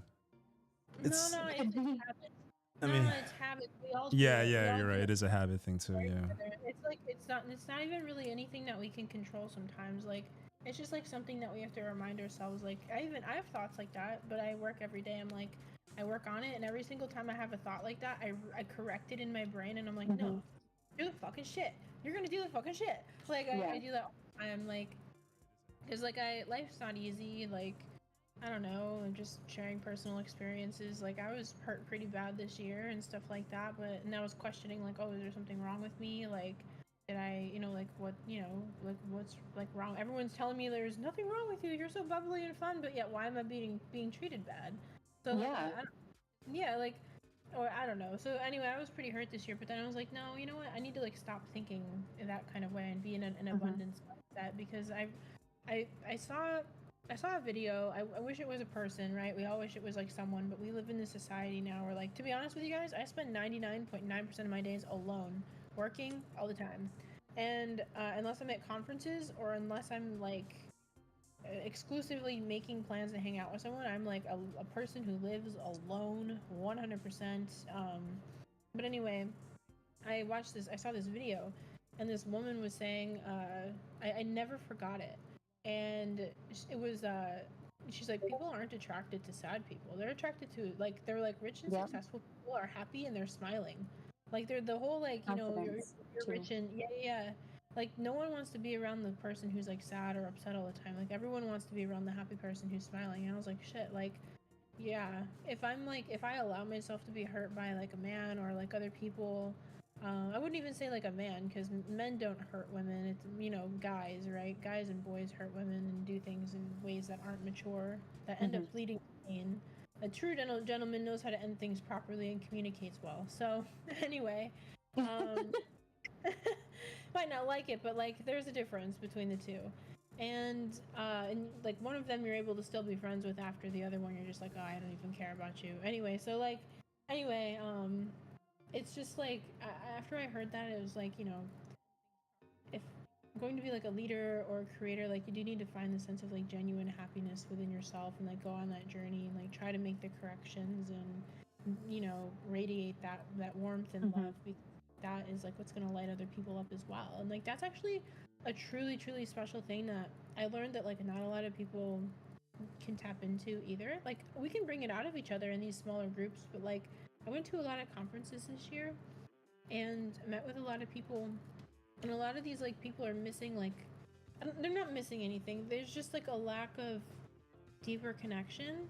I can't tell you how many people I had like conversations with, but it wasn't able to really go to, like a human level. They just wanted to talk about their projects or chill. Yeah. And that's like where they were at. And I was like, no, like we're already here for work. We're working. Like, let's be human right now. Let's just have fun. Let's get to know each other. Like, play some games together. Like, let's play air hockey. Like, that's how you do business. Like, let's go fucking golfing. I don't even know how to golf. Let's do weird. Let's go throw some axes. Let's go tomahawking. Some axes. Hell yeah. I went to Gamescom and ended up going to like this really cool sauna with a bunch of people. Like those experiences are so special. Like we talked about the like kind of like how with what we're doing right now, like more like inspiring stuff and helping each other and talking about these things in our deeper selves. Like, but I noticed a lot of people as well too. Like most of them weren't doing that.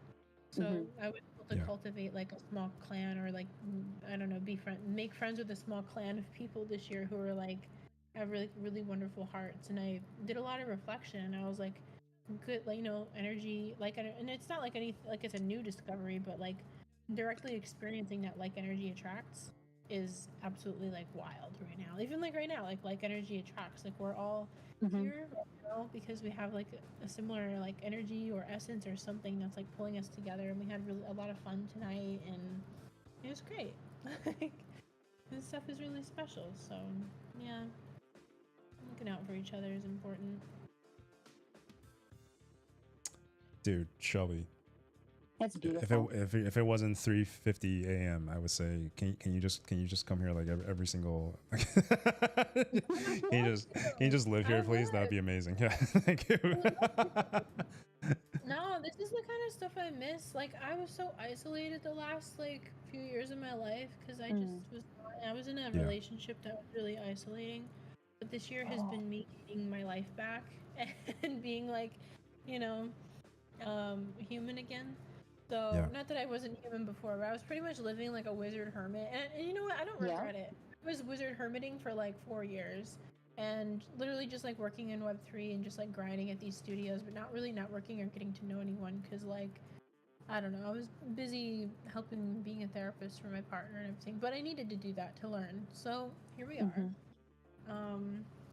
turned into a monster. Just kidding. But now it's like, well, I don't know. It's just different. My brain changed. I don't know if it, like, the prefrontal cortex like finally solidified or what, but like, I don't know. Something No, changed. I understand that so very much because there's a lot of similarities for myself. In that there's been a lot of change, and it came to the point where I had to understand that I can't allow someone to exist solely from my own efforts. Like their pivotal points of understanding the world around them to be completely surrounded by me and the support system emotionally and mentally. I can't exist as that type of person. That would be denying myself as a person and not allowing myself to grow, because I have to structure myself so rigidly so it doesn't affect the other person negatively. Yeah, and what I was doing over the years was I was slowly, because he was unstable at first, and I was slowly like, okay, I was like, okay, now I can do a little more. Now I can do a little more. He's getting better. Now I can be more, and then more. And by the time I felt that he was stable enough for me to be like authentic, not that I wasn't being authentic, I always was, but like, it's difficult to explain. Like, it's really difficult. Like, you just know there's a level of comfort there when you can just talk about literally everything or anything. And like, I realized that could happen. But then as soon as I started gaining my own independence back and stopped depending on him so much, he freaked out.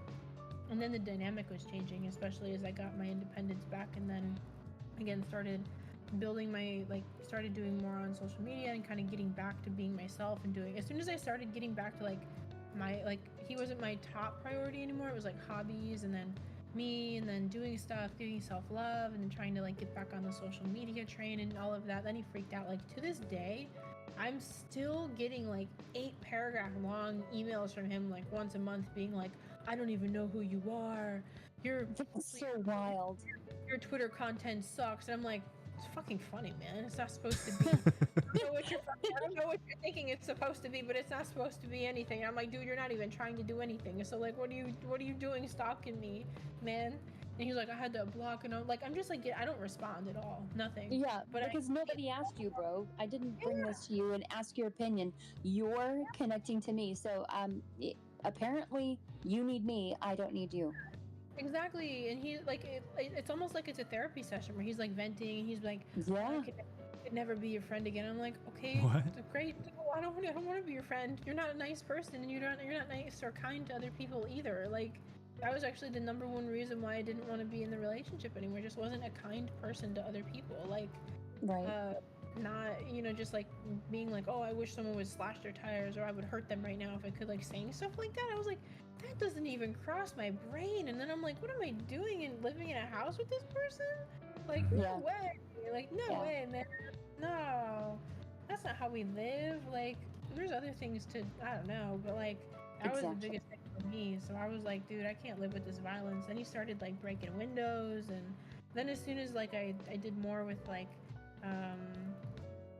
game studios and Web3, and he was like struggling to get like jobs and stuff like that, and he ended up getting like 2 jobs and made a lot more money than I did, but like I was clearly happier. I remember like one day I walked in the kitchen and I was just like, because something I do, like I like dance around and I'm like like I don't know, like I like meow around the house too. I'm like meow.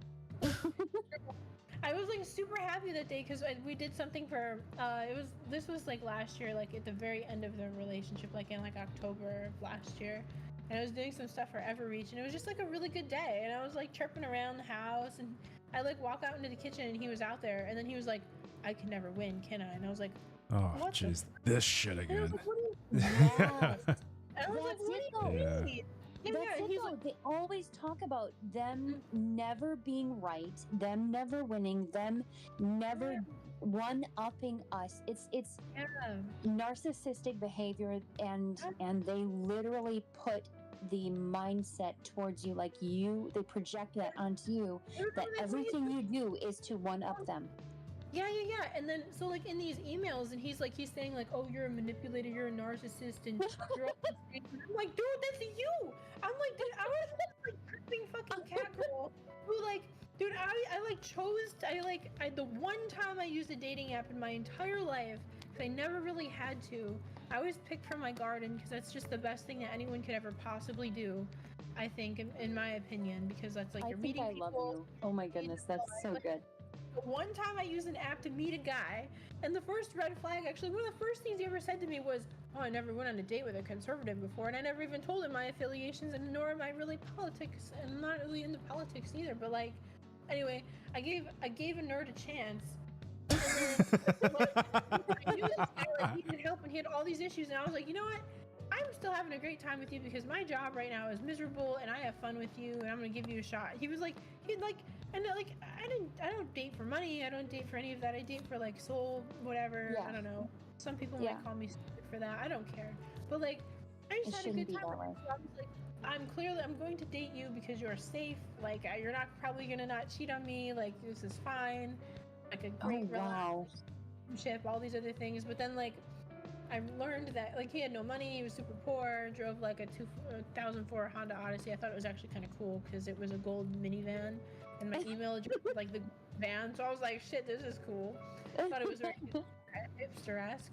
But then like the relationship divulged and changed as he made more money. He just like turned into a monster, and then he was like, "You're only dating me because of the money," and I was like, "No, I'm Wow, not. seriously?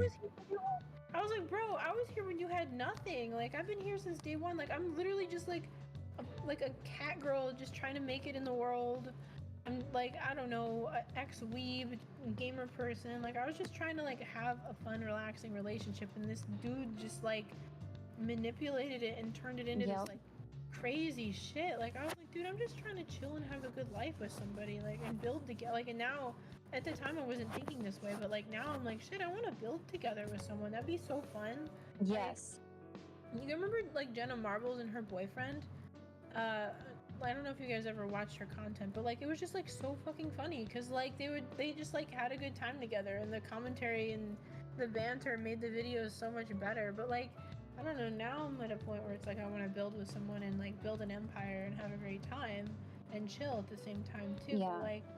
But like, yeah, I was like, dude, like, what are you talking about? Like, I was just like a normal human just trying to live my life, and you made it all dramatic and crazy. Like, never even met my family in 4 years. Never. He met my family once and then complained about them. Yeah, this is so crazy. Like, there's almost all of what you've said he told you, I've been told too, and it is complete. It's wild. It's complete manipulation, and Yes. the fact that they use the exact same wording. Yeah. Is and there's nothing you could say. I'm sure you didn't even really know how to respond because you were like, no, yeah. They make you feel See, guilty I was for not raised helping. ultra conservatively, and so it was supposed to be the whole idea that the woman is subservient and must submit, right? That's how I was raised. And I never ever wanted to be in a relationship where it was like that, because being under someone's thumb would just break me. I mean, mentally, physically, everything. Because in order to live the best life that I could live would be in tune with someone. I have no problem matching energies. I have no problem meeting somebody where they are and pouring myself into working things out and supporting people. I don't need to be forced to do that. That is what I would bring to a relationship.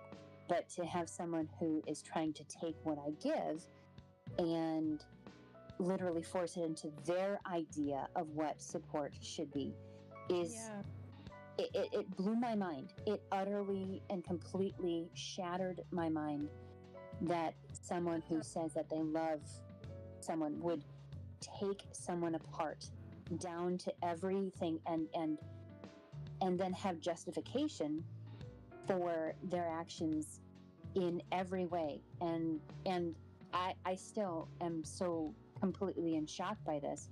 But yeah, it's the same. It's the same with a lot of other. It's not even just women, but that's kind of very typical, right? Is women are in that type of relationship with narcissistic men, but they use the exact same wording. It's like they have a handbook or something. It is crazy. Well, you know what it stems from? It stems from them. I'm sorry, Ice. You're getting. Huh? This isn't dogging on men. Go but on.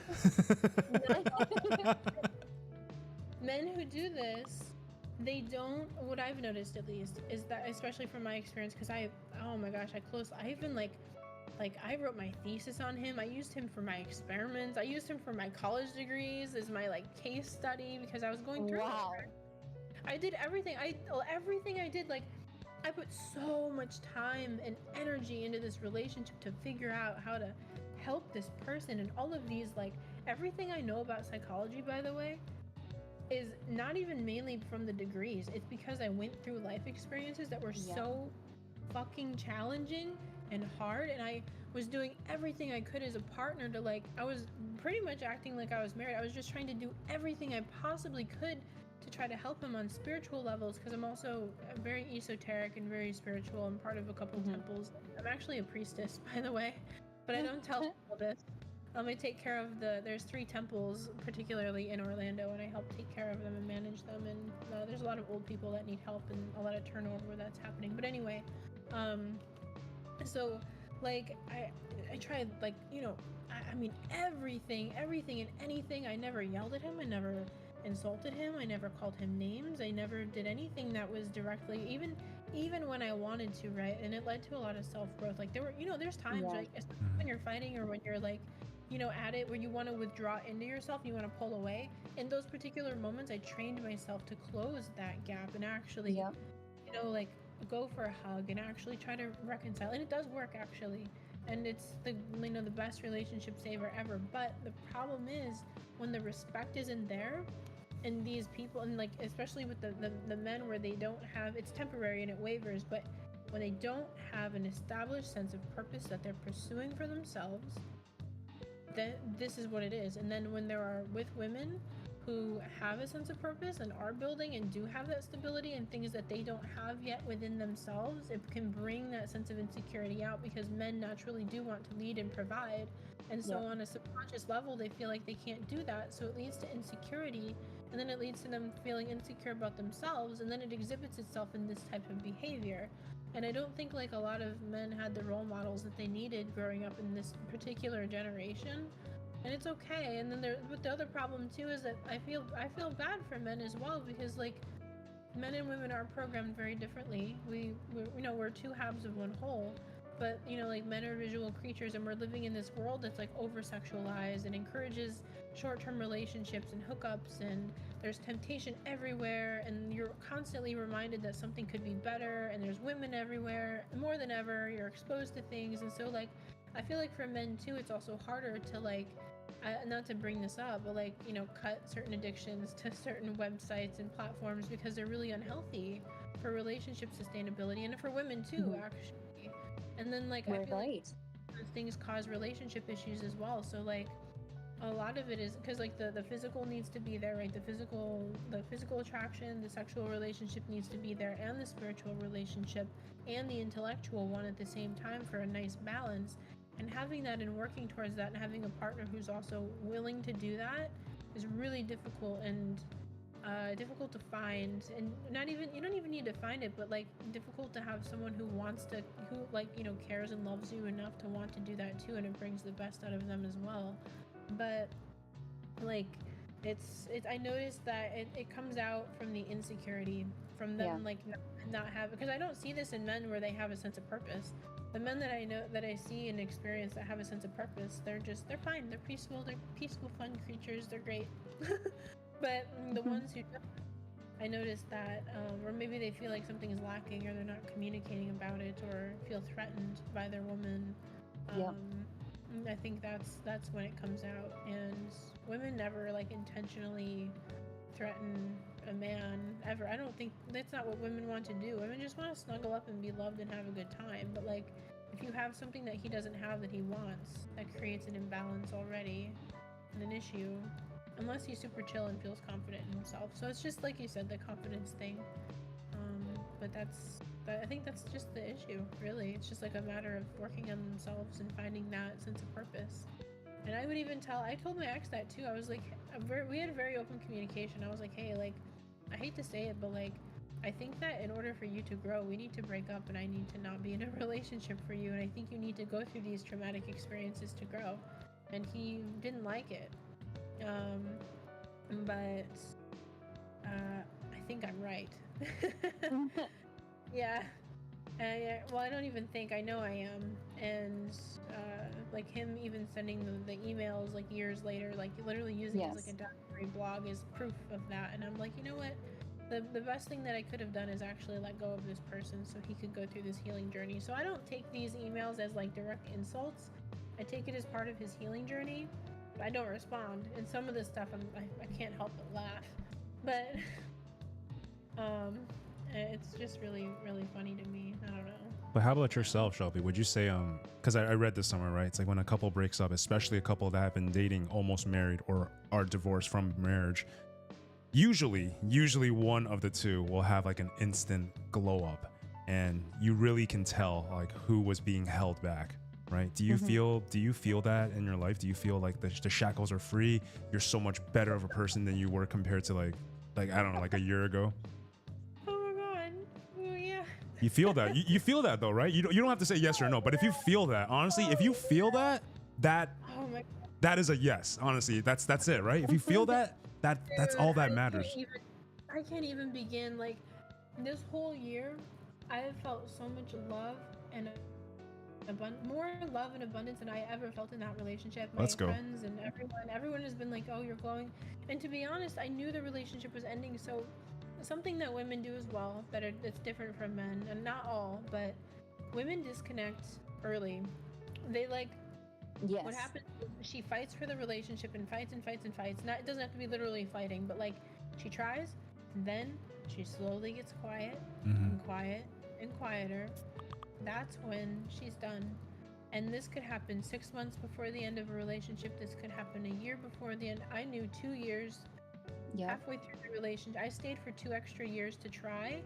I really did try. I gave 2 years of my life that I'll never get back.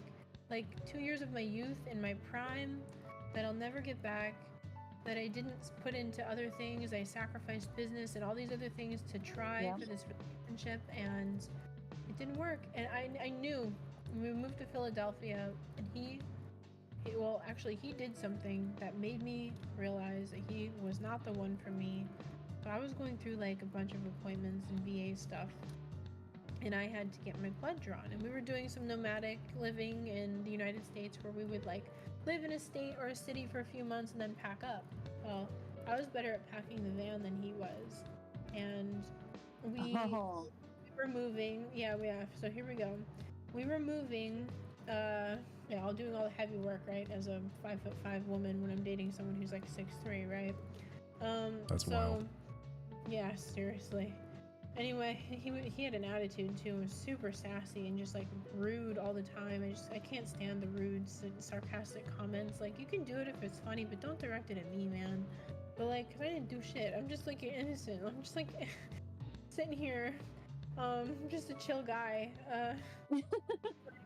Dear God. But like, it's like so uncalled for. But anyway, like,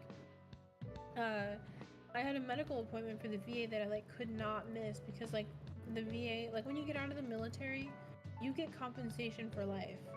You get this like a huge amount of back pay. You get tax-free compensation for life. So I make $4,100 a month just doing nothing, existing, because I did military service and I experienced some combat and stuff like that. So I was working towards getting that, and they needed to do a lot of blood tests on me. So it was the same day as our move day.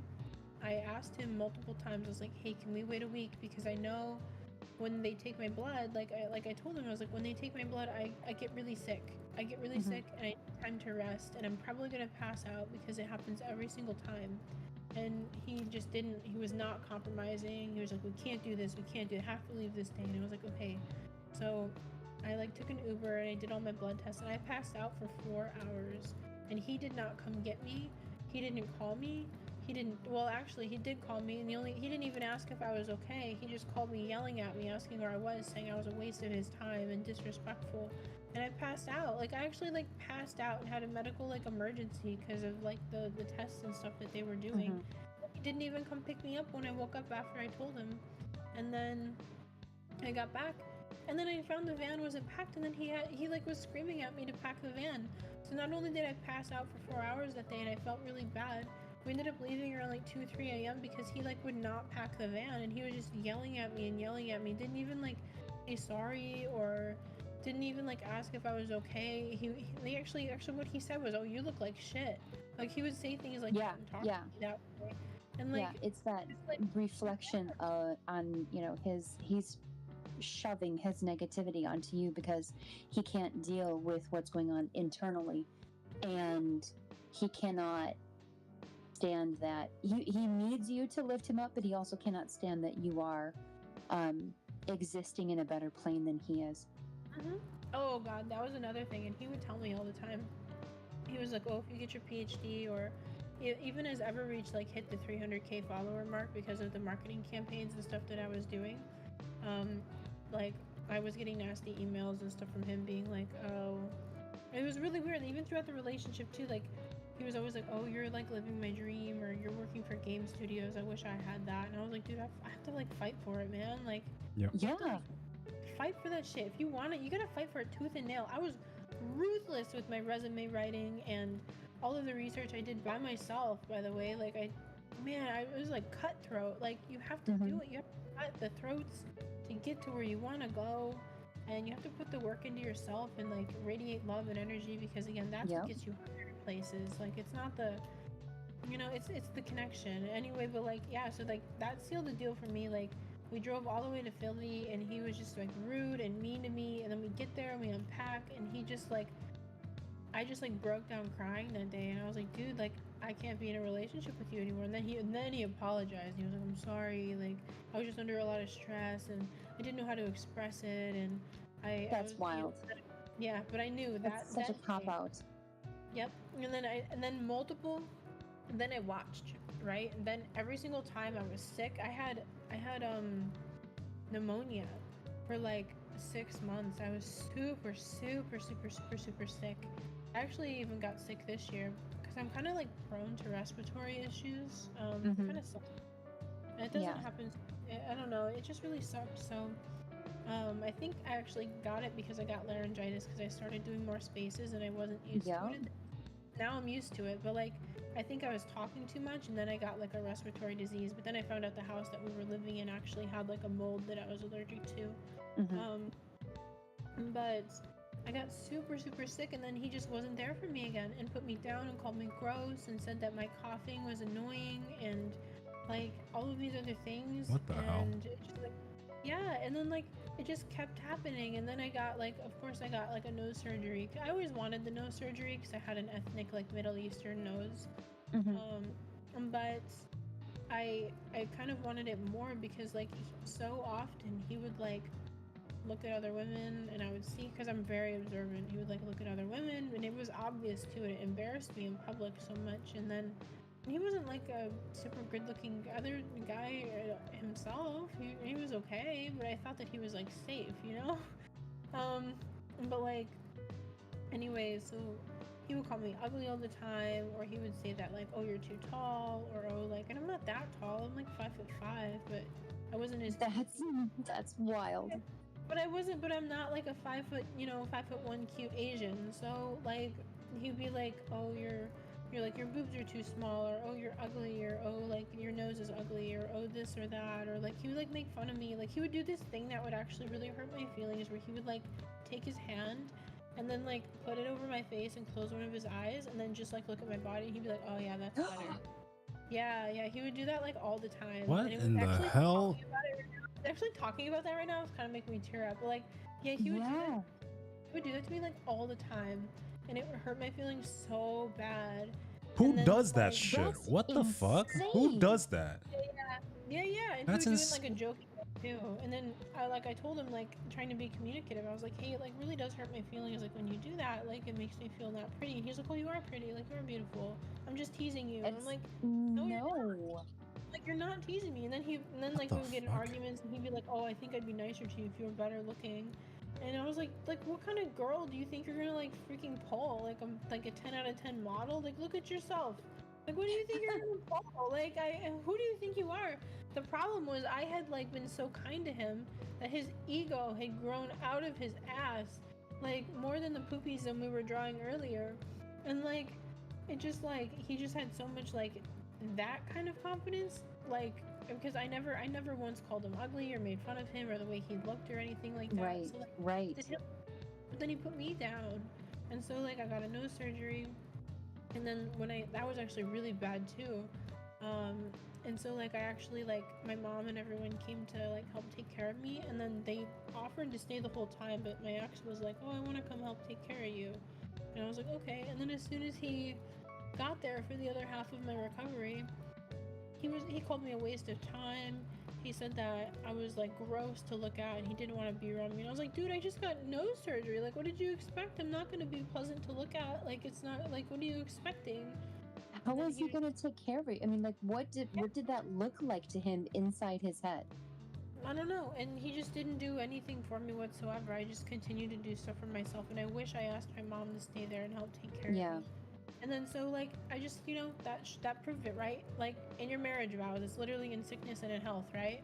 He would never take care of me. And then especially my biggest thing was like, oh my god, if I got pregnant, he would treat me like shit as I gained weight and like, you know, started to like look different and stuff like that. Like what a nightmare. And then I was like, I'm sure like even me being like postpartum, he would be like mean to me. And those are things that I thought about. Like, not that I'm trying to have kids anytime soon, but like as a woman, I'm like, okay, if I'm gonna marry this person, are they gonna be kind to me throughout, like, you know, a stressful, traumatic period for a woman? Like, your body changes, and you, especially even like after, you don't get your body back right away. You need time to like recuperate and go to the gym and work out. Like, I just felt like I had this partner who would have like not done that for me and just treated me like shit. Not because I thought that, because he showed through his actions multiple times that he didn't care for me. And I was like, this dude doesn't love me. Like, he does not love me whatsoever. He loves that, like, he's not alone. Yeah. He loves that I provide banter and commentary. But I was like, I even told him, I was like, you don't love me. Like, you love the idea of having somebody around you. But, like, as a human, like, you are not in love with me. Because if you were in love with me, this would be very different. Like, I was in love with him. And there's a particular way that you treat people when you're in love with them. But that wasn't reciprocated. And I thought that I can't tell you even how many nights I would go to bed like crying, and I would like pray to God, and I would be like, you know, I thought that, you know, I had this like I was like, I'm sacrificing, and like, how do I put this in words? I was like, maybe I can learn how to love outside of myself without receiving the love. Like maybe I can learn how to universally love this human because I'm not going to get it reciprocated. So maybe I can give so much love that like God would give me love back. And it worked. It was true. But I also learned that we do deserve to have partners that love us back. Yes. So all of that. Wow. And so I can't even tell you, like, I would go to bed, I would pray every single night, and that's like the prayer that I would give myself. I would be like, you know, like, God, give me the strength to like find universal love and to be able to go beyond myself and beyond my physical desires on earth and those types of things, like to be able to like love someone truly and not want anything back from them or do anything like that. And like act like, and it did. It was like, I got to that point. But again, there is a point where we are here on earth and we are here to like receive and also get that back from each other. Like, it doesn't necessarily need to be from like a divine source all the time. It can be from the divine source that exhibits itself through other people. So like, he wouldn't touch me, he wouldn't hug me, like, not to be too open. We didn't have sex for like a year and a half. Like, so I was like, am I even in a relationship with this person? I don't even know. And so like, it just like sucked because I'm also like a very physical like person. So it just like sucked. I was like, man, like, am I really like that ugly? I'm like, I don't think I am, but like, Jesus, like what's wrong? Like, was something wrong with me? And I wasn't gonna like cheat or anything, but like when it got to the point where like I wasn't even being hugged or touched or anything. I was just like, shit, like maybe I should. And then I had those thoughts, and I was like, okay, no, I should. I need to break up. This Yeah. needs to end. But speaking of those Yeah. thoughts, we are still alive right now, Shelby. So just be careful. I don't know. You're gonna get like 50 creepy DMs. Be like, oh hello, like just in case. Oh gosh. No, that's okay. Totally Twitter fine. people, Twitter people can be weird like that. But please go on, continue. No, that's okay. Oh, we're getting my life story right now. Oh my gosh. It's a beautiful story. I'm actually so committed to this right now. I actually did send you a DM on X because I would love to pursue a conversation with you about a couple of topics.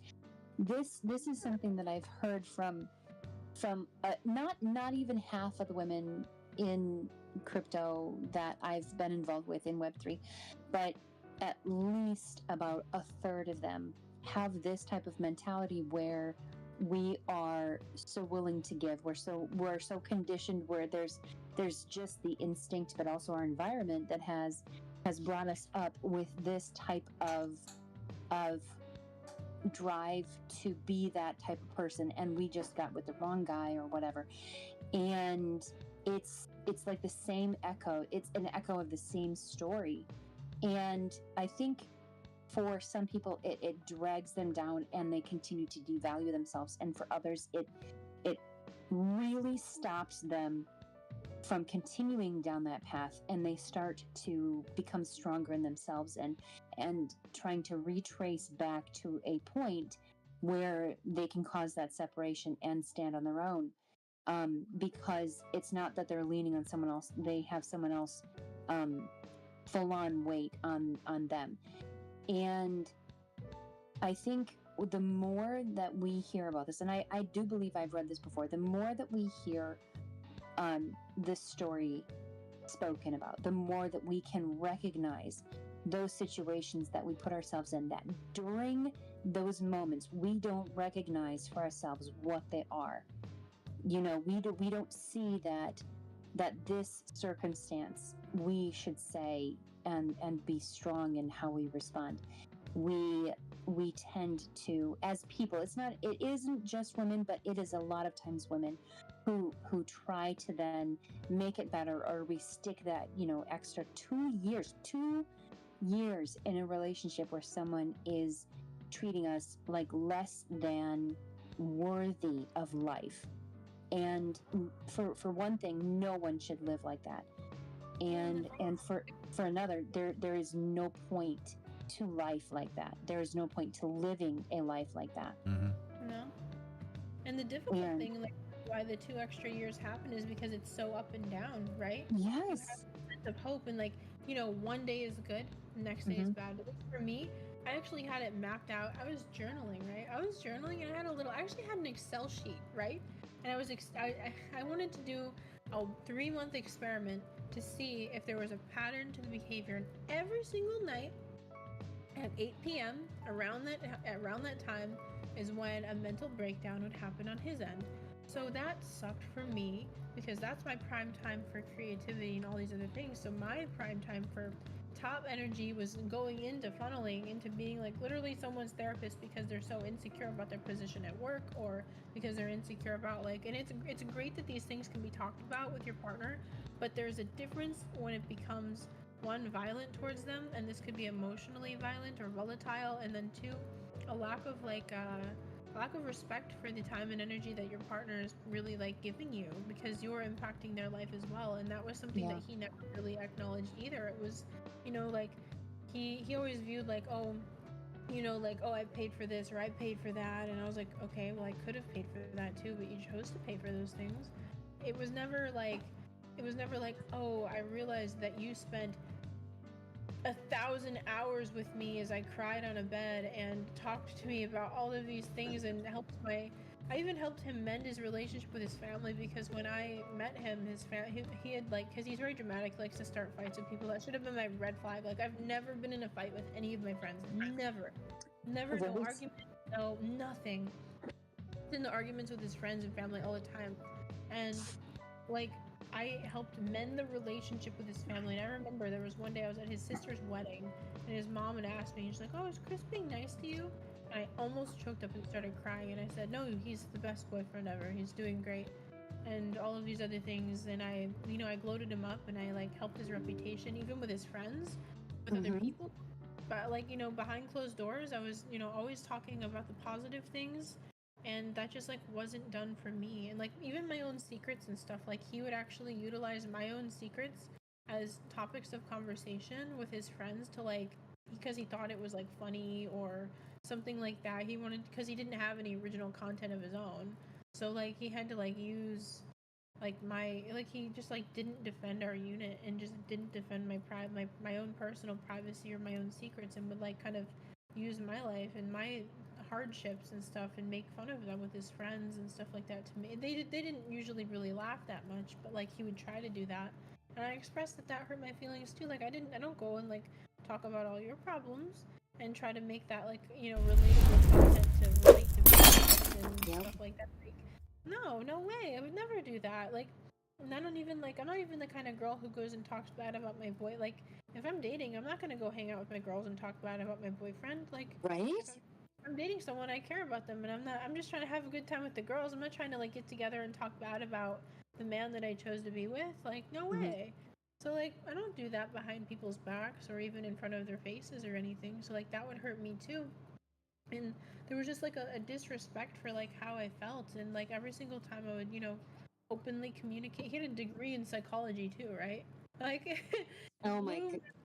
yeah, and he would say that all the time. He's like, well, I have a degree in psychology too, and I'm like, well, I would think in my head, and I'm like, are you fucking exercising it? Because we have two different perceptions here. Like maybe you're reading directly from the DSM-5, and maybe I'm like just maybe we're fundamentally different.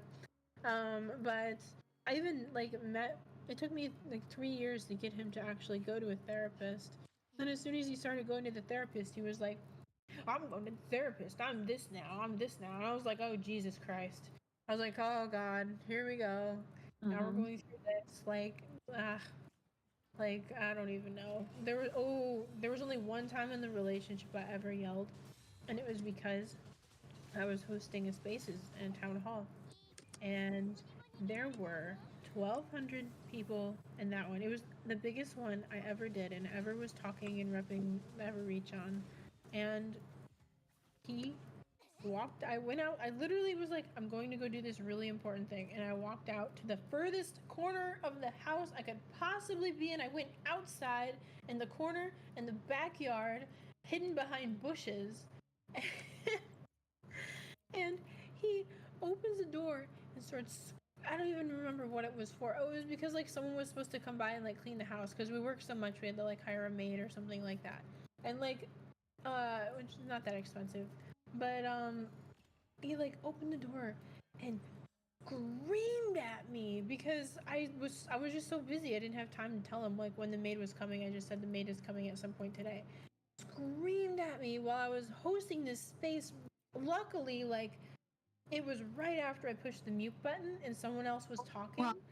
I have never been so angry in my life because like you can threaten me and you can mess with me, you can do all that, but don't mess with my career, and don't mess with my career when that like 1,000 people are in a space and can be affected by your negativity. Like do not, like don't do that. Like that's just something you don't do. And that was the only time I ever yelled at him ever. And of course he used it against me often. But like I think that's the most mad I ever was in my entire life. I got off of that spaces and I was just like, don't you like ever do that again. Like man, that was a rough one. I don't even think anyone noticed. I can't even tell you how many like calls I had from meetings, and like he had broken a window like 3 minutes before I had a meeting. I was like, dude, I'm supposed to be like a professional. And I have this dude in my house breaking windows and shit. Like, and I have to be like, okay, and I have to like lead a team and like make critical decisions and stuff like that. Like, and I got dudes in my house breaking a window. Like, oh my god. Anyway. Like, yeah. How do women stay with guys like this? I'm just curious. I mean, as a dude, I don't understand why that behavior is even acceptable. But as on the other side of the equation, I mean, I can only guess, right? But like, what like what qualities, like maybe there's something I don't see here, but are there any qualities that makes that tolerable, or like what's the reasoning behind that? Because I would think if I were the girl in that relationship, I would have said, you know what, fuck this. I would have been out like a long time ago, you know? Depends on the relationship and how many memories you have built together. Is it worth throwing away? There's a sentimentality factor. There's a dependence factor. How dependent are you on your man? How Is it worth independent fixing? are the woman? And then the other thing too, I can't speak for all women, but for women who are like me, I don't want to go date a million guys. I don't want to go, like, I always just wanted to like get married and call it a day. Like I never wanted to go date a million people and have to find this person. I never wanted to do that. I just wanted to like, I wanted to get married young. I wanted to be a young wife, and I wanted to build something with someone, but that didn't happen. Right. So like I'm not the kind of person who's just going to like break up with someone and then go date a bunch of other people after. Like that's not how, at least like me, like I date to marry. Like I'm not trying to just date you to have fun. Like I've never dated anyone in my entire life or had the mindset, or I don't even believe I'm capable of having the mindset of like just thinking about dating somebody for fun. When I think about that, it hurts me deeply and actually makes me want to cry. So like that's just like not what I want, because I want to be valued and I want to provide value to someone else and take care of them and provide a loving and nurturing environment, because that gives me fulfillment as well. I want to be like a wifey. Like that's like, for it's harder for women who have the wifey mindset, because we get caught in these situations where like you want to be loyal and you want to take care of someone, you want to do all these things, but they make it very hard. Yeah. They make it very, very hard, and a lot of the time they're just not ready, and that's okay. And I even dated older, right? Like the age doesn't even matter. I learned I've met more responsible younger guys this year than I even met the guys that are older. If anything, now I'm starting to see that the older guys are like kind of red flags, right? Like if you're like single and in your 40s or late 30s, I'm like, what's wrong with you? Are you divorced? Are you married? Where are your children? Are you hiding a girlfriend? How many people are you sleeping with? How many girlfriends do you have? Especially in this space where there's a little bit of money involved. I'm like, who are you? What's your name? Are you a criminal? Are you not a criminal? What are you doing with your life? Like, why are these things and factors, at play right now? Are you a good human? Like, these are like things that go through my mind, and now it's like, well, and then the younger people too, it's also difficult because they don't know themselves yet and they're just trying to figure themselves out, and they're all working. We're all working. So it's a little difficult, but like, yeah, that's I would say those are more of the reasons why particular women stay in the situation longer. Like, for me, like it's just because like I was just trying to be loyal wifey, and I was trying to be dedicated, and I was trying to make a good household and take care of someone and build something with someone, and it just didn't work. That's all. And it, like, I feel like I made conscious, wise decisions to not do anything, but I just felt like I wasn't with a partner who was there yet. That's all. Even though they were older than me by like 5 years. So. I think in terms of like priority, like something has changed, right? And I'm not saying it's a bad thing at all, but when you're in a relationship at that caliber, there it kind of goes back to that classic example, right? If a bunch of women were in a room and they had to choose between a 20-year-old virgin that had no money versus a 40-year-old like lawyer philanthropist that has slept with a bunch of women but he has like a ton of money, like which one would they go for? Now you flip the question, whereas like you put a bunch of guys in a room, there's a 40-year-old woman that's super, super rich, but she slept with over 100 men versus a 20-year-old virgin that doesn't have money. Which one will they choose? The answer is clear. Yeah, not the old, but the answer for the male and female are the opposite. And I think it plays into the human psyche a little bit, because I think, Shelby, what you wanted to do was, even though you have your vision, even though you have your education, even though you're so much better than the dude that you were dating, but you wanted to preserve that side of the unspoken, the unspoken desirable quality of not being like sleeping with a lot of people, right? I think somewhere in the subconscious you maybe prioritize that more than your own well-being, than your own happiness. But like honestly, like I can't say how bad that situation was for you, but holy crap, like the fact that you were able to get out of it, it's so worth it. It's like it's so much worth it. Yeah, for sure, for sure. It took a lot of strain for you to, because there's also all these ties, and we spoke about this before in our private call, but it's like having all those ties set there, that just makes things like harder to sever, right? And it's like it's something that's already difficult enough, and then you tie in like you tie in financial things together, it becomes that much more difficult. So I totally understand some like why you chose to hang on, but I'm also very glad that you were able to finally like pull the trigger and finally let things go, because like holy, if that continued on your like in your life, it would have, like, I think the Shelby today will be very different, you know. No, I was sad, man. Yeah. I was sad. I mean, I was still happy. Like, I'm a happy person at my core, but it made it really difficult every day. Like, I can't tell you, like, just being straight up human right now, being honest, I would cry every day. Every day, I was crying every day.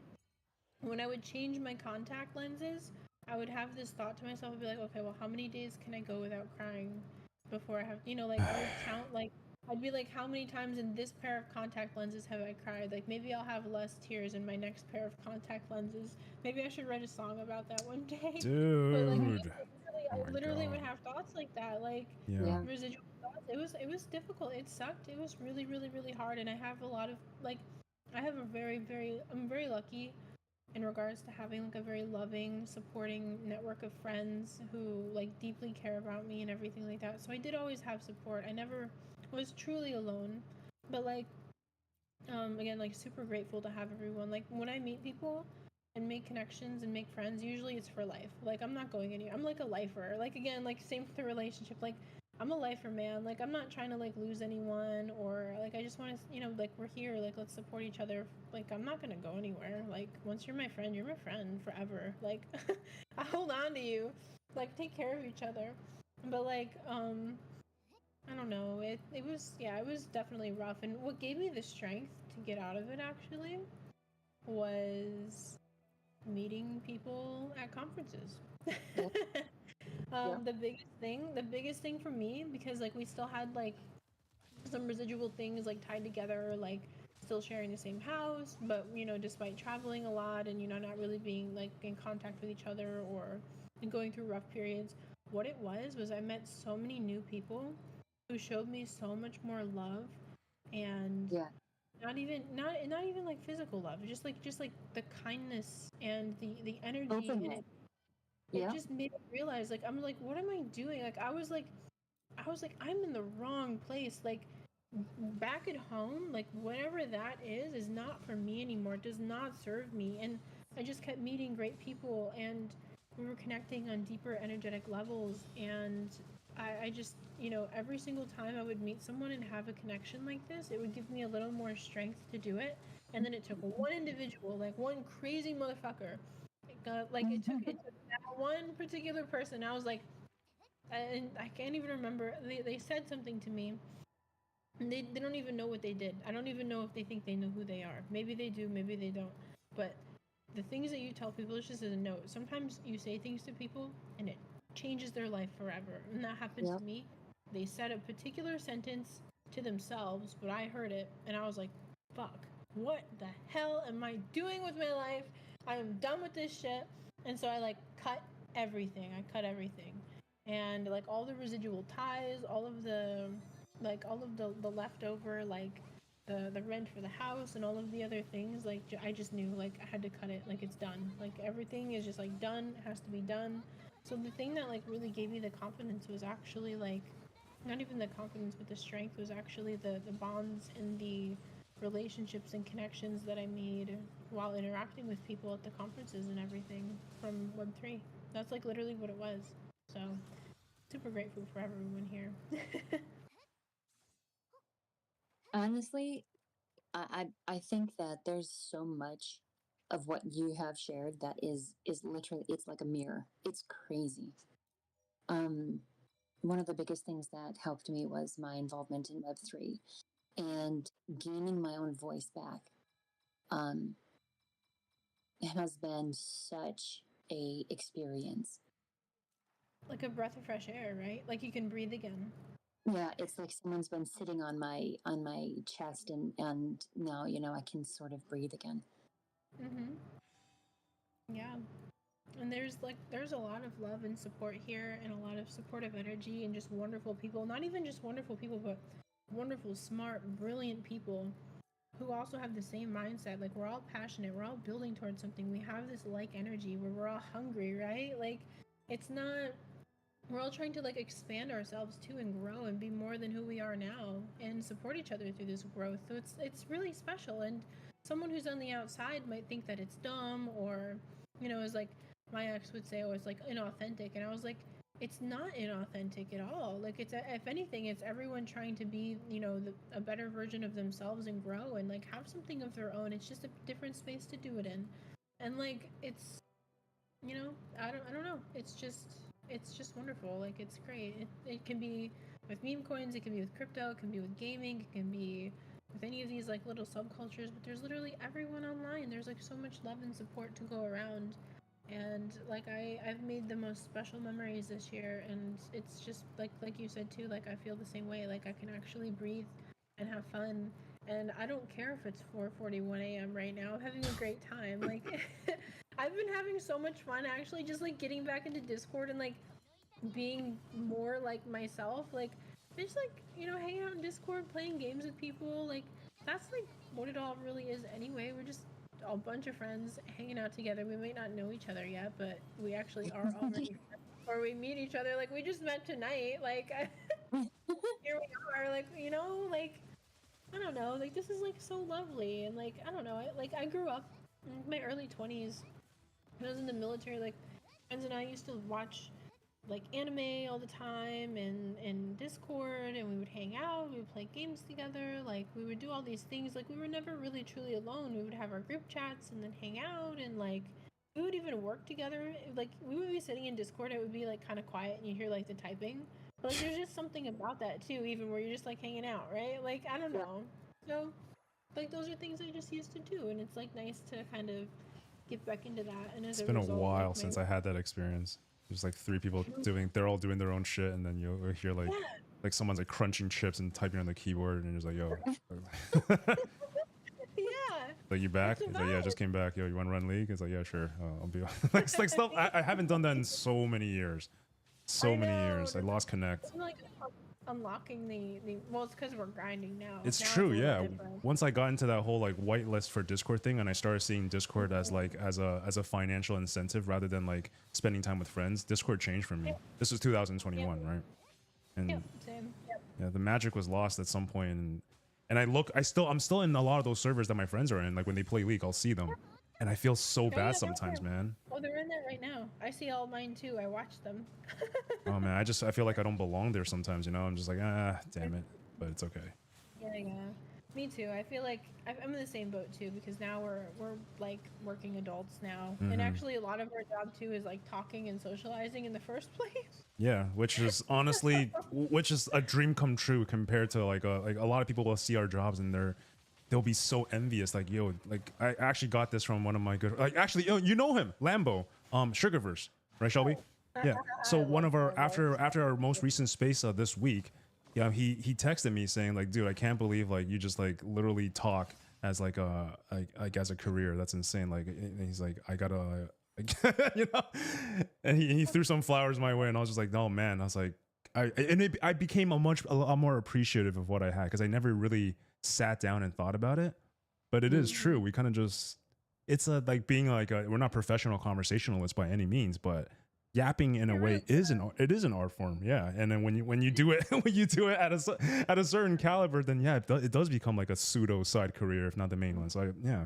Yeah, I mean, I'm not a spaces person, but when I get on those spaces and I'm like talking and representing for like studio or doing whatever, I am trying to like literally learn from you guys, because you guys, I don't hear yourself. You don't hear how you sound, but you conduct and navigate conversation and mitigate conversation and navigate these topics, and you're able to just like instantly spin up and move to the next thing just like so fluidly, and I find that to be so incredibly impressive. And for me, I personally like to be intellectually challenged and impressed, and I just it's definitely an art form. And every single time I get on one of these, I'm like taking notes from you, I'm taking notes from Jack, I'm like tuning into your emotions. I'm like, you know, really getting into your guys' heads. Not to sound creepy, but sorry, that's what I'm doing in all of these. Sorry.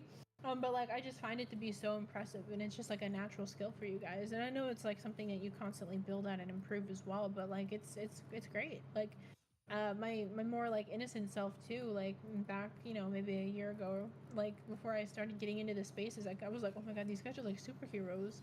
Like you guys Yes. are just that's like how I viewed it. I was like, oh, these guys are like the spaces celebrities. These are like the voices. Like, oh god, the host. Like that's how I viewed it. Now it's a little Some different. of us are. Some of us are like that. Other ones, I think I'm gonna go on a hot take and just say they're not the best at conversating, but they have a large following, and a large following can make up for lack of skill, right? It's loudness, right? Like it's the way that they project themselves into the conversation. So it's not necessarily skill. It's that um Like they can okay, bring a large something- audience. That's basically what it comes down to. Yeah. See, I don't like the speakers who are just like super loud. I don't like. Yeah. Actually, there are some that are like super cringy and super loud, and I leave those spaces immediately when they're like, "All right, guys, we're getting here today, and we're going to talk about this project," and then all the other people's on the topic, they're like, "I'm here with this project, and we're gonna bring the best," and they have their cheesy catch lines, and I'm just like, my eyes couldn't roll further in the back of my head, and I'm like, oh god, no. I like it more like in you crack your back, right? yeah, like I don't stop. Like the eyes just go, and the back just like bends and bends and bends until the spine just like it twirls into like the Fibonacci sequence. Like, So like, true. Like that's it. There. I'm like, bro, how can you live with yourself? No. Anyway, sorry. I was actually savage. I shouldn't say that, but like the hosts felt that are so good, more. didn't it? It did. It did. I leave immediately. I'm just like I couldn't be gone faster. There's like a few things people that can. There's a few like I'm a very open person, but there's a few things that people can do, and I'll just like instantly be gone, and that's one of them. I had another one on the tip of my tongue, but I like can't remember what it was. Anyway, because I'm just a little tired. But the spaces hosts who are a little more thoughtful, and actually when we were initially working our contract with Infungible, these were things that we were talking about, like that we wanted and we're looking for in speakers anyway. But like, you know, more thoughtful, more better able to connect to people on a deeper level, intellectual, right? Like not so nerdy to the point where the topics are like beyond nerd brain scope lingo terminologies, but enough that it's human and it's relatable, it's organic, it's holistic, it's a smart intellectual. They're smart enough to keep up with the things that you're saying. They're also smart enough to recognize when certain speakers, you know, might not be as educated but still boost them up at the same time to make Yes. them feel included. Like the emotional, the EQ is there. So that was like the top thing, like especially for us, it was like the EQ. We want someone who has a very like balanced intellect with their emotional capacity, and I've had exposure to 3 of you guys who are all wonderful at this.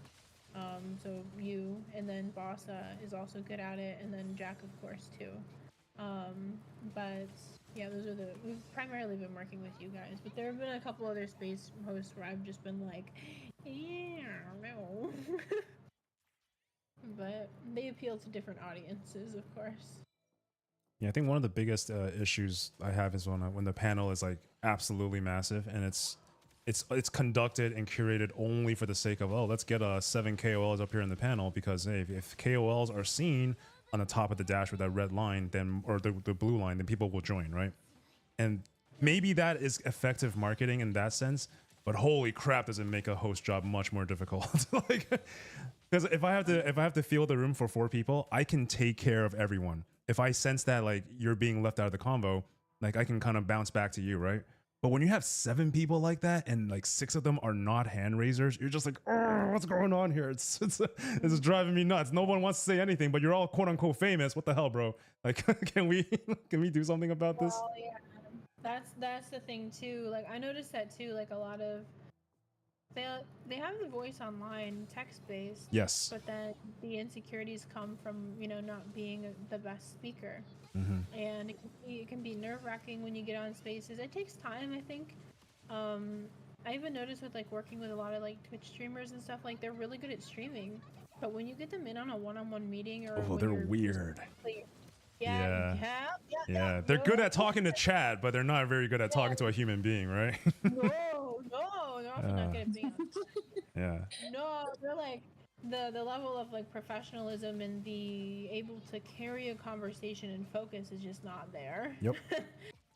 So it's different. Like it's like texting compared to like a phone call, or it's like, or I mean, spaces are different too because you're talking deeply about specific topics that one. I'm just gonna be straight up. You're either gonna use ChatGPT beforehand and get together your list, and you're gonna get your shit together and be like, okay, I'm gonna sound like I'm smart. Or two, you're gonna have your original thoughts. Or three, you're gonna have your experiences. And then you're thinking about all the other people on the panel. I'm just thinking of someone who may be new. You may be intimidated. You might hear someone speak and be like, holy shit. They know so much more than I do. What can I provide? And then everything that they prepared just falls to shambles. Yeah. Maybe they feel insecure. And like that's when like the host comes in and takes care of it and mitigates it and still makes their opinions and thoughts and feel valid. And like that's like an art form right there in itself. Like how can you meet people at their levels and then bring everyone to the same level as equals, even though there's different varying experiences, levels and stuff like that. So that is done beautifully, but it's definitely an art form. It's fun and frustrating at the same time. Yeah, that's part of there's. growth, right? What's that, AC? I was just going to say, I think that the involvement with crypto has pushed people to consider natural skills that they actually have, but haven't had an outlet for them, haven't had a platform for them. Like myself, for what I've done, I've managed different parts of aspects in businesses and stuff like that, but going into Web3 has really pushed me not outside of a comfort level, but outside of a way of thinking about my skill sets and what I've developed personally IRL and how they can be adapted and useful. So speaking skills are definitely one of them that I would not have said that I have had before I got into Web3. So being able to understand the flow of a conversation and kind of develop that PR response to people that maybe are putting the conversation off track and still attaining your goal while people in the audience not noticing exactly how you moved the conversation along. And I really enjoyed those aspects of doing spaces and hosting and stuff like that. So I'm really looking forward to continuing in that and developing a lot more skills for that within myself. Yeah, I feel the same way. I'm actually, we're like literally like sisters from another dimension or something. Right. Like, dude, I wasn't doing this much public. I never even would have thought. Like, sure, I was doing like the interviews and stuff for like my agent job or whatever, but like public speaking or anything like that, no way. Like, especially like representing or talking about a project or a product or anything like that. Never in a million years did I ever think I'd do anything like that, but the opportunity came about and I was like, okay, I'll give it a shot. And then like as the year went on, I was like, okay, well, it became like this growing like thing where I was like, oh wow, I actually like am kind of good at this and I'm improving at it and getting better. And now I'm hearing from like other people, they're like, oh, we want you in our space, or oh, do you want us like start hosting, or oh, like even at the studio, they're like, oh no, you're really good at it, like we want you to just do it. I'm like, oh, okay, cool, like that's really great. But like I never would have in a million years thought that I'd be like a talker person either. Never. In fact, like even when I was always like really shy and like kind of like nervous. Yeah. Like, yeah. Like even like for myself, I have a lot of social anxiety as well. So and some of it is exacerbated by that kind of pulling away from being with people and doing things just because it's fun to do. So restriction, ugh, that word is not coming out. Restriction due to some circumstances, it just really caused me to think that, I needed to be afraid in these circumstances because I needed to attain perfection. I needed to attain some level of position where people could not bring me down. They could not have anything really that negative to say, because there was just too much of a fight to go forward with. So freeing myself of a lot of that allowed me to see that I could step out of the anxiety to a degree. And it's of course it's still a progress, but I really enjoy looking at myself in the past and seeing how far I've come, because I know how low I was. I know how low it felt. I know how limited I felt. It's like a completely different person. So it is wild thinking that, I just stepped into doing spaces, and I have met so many people that literally have made me feel seen. And honestly, Ice is one of them, because I was doing spaces just to I think spend some time, and it was called I Have a Call. That was the very first space. I still remember that. Mm-hmm. I'm on a call. Mm-hmm. And it was so very impulsive, and I usually don't take action in that way. I'm not usually so specifically impulsive. And I'm so glad that I did, because it's a lasting friendship for, I mean, at least on my part. But and it didn't run that long though. I mean, it came to a point where I think I got sick, really badly sick, and I couldn't do that. And so I stopped doing that. So like for a week and a half, maybe max. But if it wasn't for that time, I think the past year and a few weeks would have been very, very different from me, because Ice has definitely made an impact on my life. Oh, thank you. I think the very much can be said about. I mean, the opposite is very much true as well. I think the most.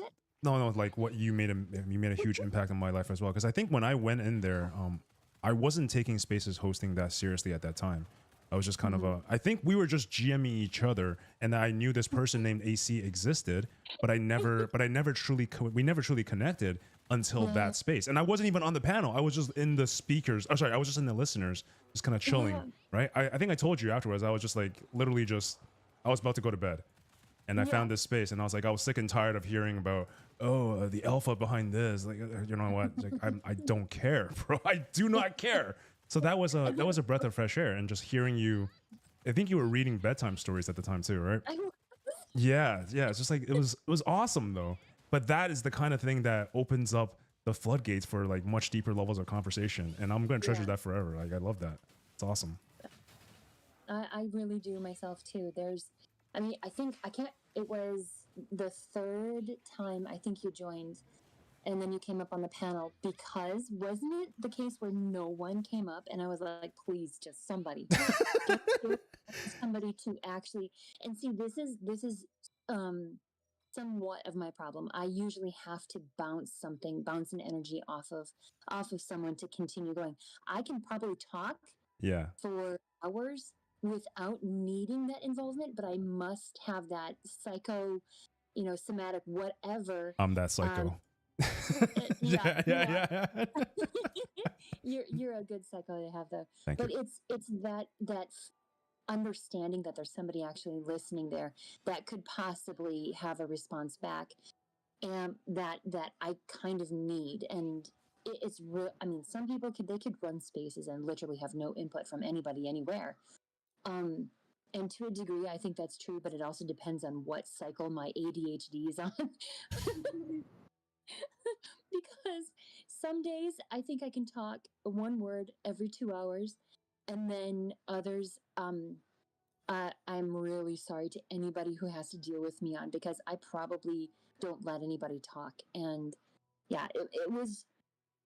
I think that I'll probably always remember that space. I probably have it recorded somewhere, but honestly, it's moments of interaction that can really do something to the way we think about interactions, the way we think about those connections.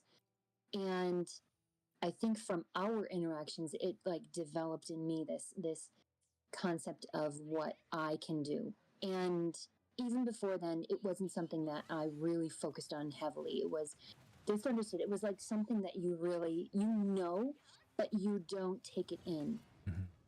So from all of that we did together, the spaces and going through going through casting and doing things that were fun but challenging in a way that I've never been exposed to before. It opened a door, at least mentally, for me to look at myself and how I present myself in my own mind. So it's not specifically to you, but it is. I think it's because you're a catalyst. We'll go with that. It's that moment of connection was a catalyst for a lot of change. Yeah. And it's rare, and so I will always appreciate that. You know what's bizarre is that so first of all, I do apologize if I made you feel uncomfortable, but I think what you were alluding to just now was first of all the Smash Brothers tournament, right? And secondly the poker tournament. No, for the poker tournament, yeah. really? Yeah. Because I could not see anything at all, and I was only reacting to what you were saying. But that's it, AC. You know how you just said like when you invited me on stage, you felt like you just needed somebody to bounce something off. And like I could be completely invisible, and for the most part I was just that silent co-host that was like banning and removing people and pulling people up on stage so you can focus on your thought, right? But the poker tournament, very same style, right? Like you're right. If I really wanted to like ham things up and go like 110% on the energy and hype, I probably could have pulled it off. But I would much rather talk about like just random experiences in the casino and like because that is good filler in conversation that brings people into the conversation as opposed to seeing who wins who loses, and that's boring after about 5 minutes, right? If you even make it 5 minutes. I mean, I learned how to play. Wait, what game did we play again? Baccarat. Okay, yeah. I thought so. Okay, all right. I know how to play Baccarat, but we didn't even. I still have no idea how the hell it works. Not even Baccarat. That was That was so funny. And then towards the end of the stream, there was something wrong with their feed, and we were both blind at that point, and it was like, oh, I guess this person, okay, all right. And then at that point, you couldn't only see it, and it wasn't on the stream itself, and so you had to announce it in a different way before. So yeah, that whole thing was not even, I wouldn't even call it a learning experience. We'll just call it. It's more so like we had to learn how to stall. Because we had producers in the back working, and obviously they had trouble, but we can't say that, right? So we had to buy them time with conversation, and that's kind of what that's part of hosting as well, is identifying that and kind of just going with it. Right. And there was that one time where it was really a long time, and I was like, oh, this is kind of getting a little weird now. Like, we can sit here and talk about our personal, perspectives, and we can, try to bring a lot of different aspects of things into it, talk about our casting or talk about streams or, spaces or whatever.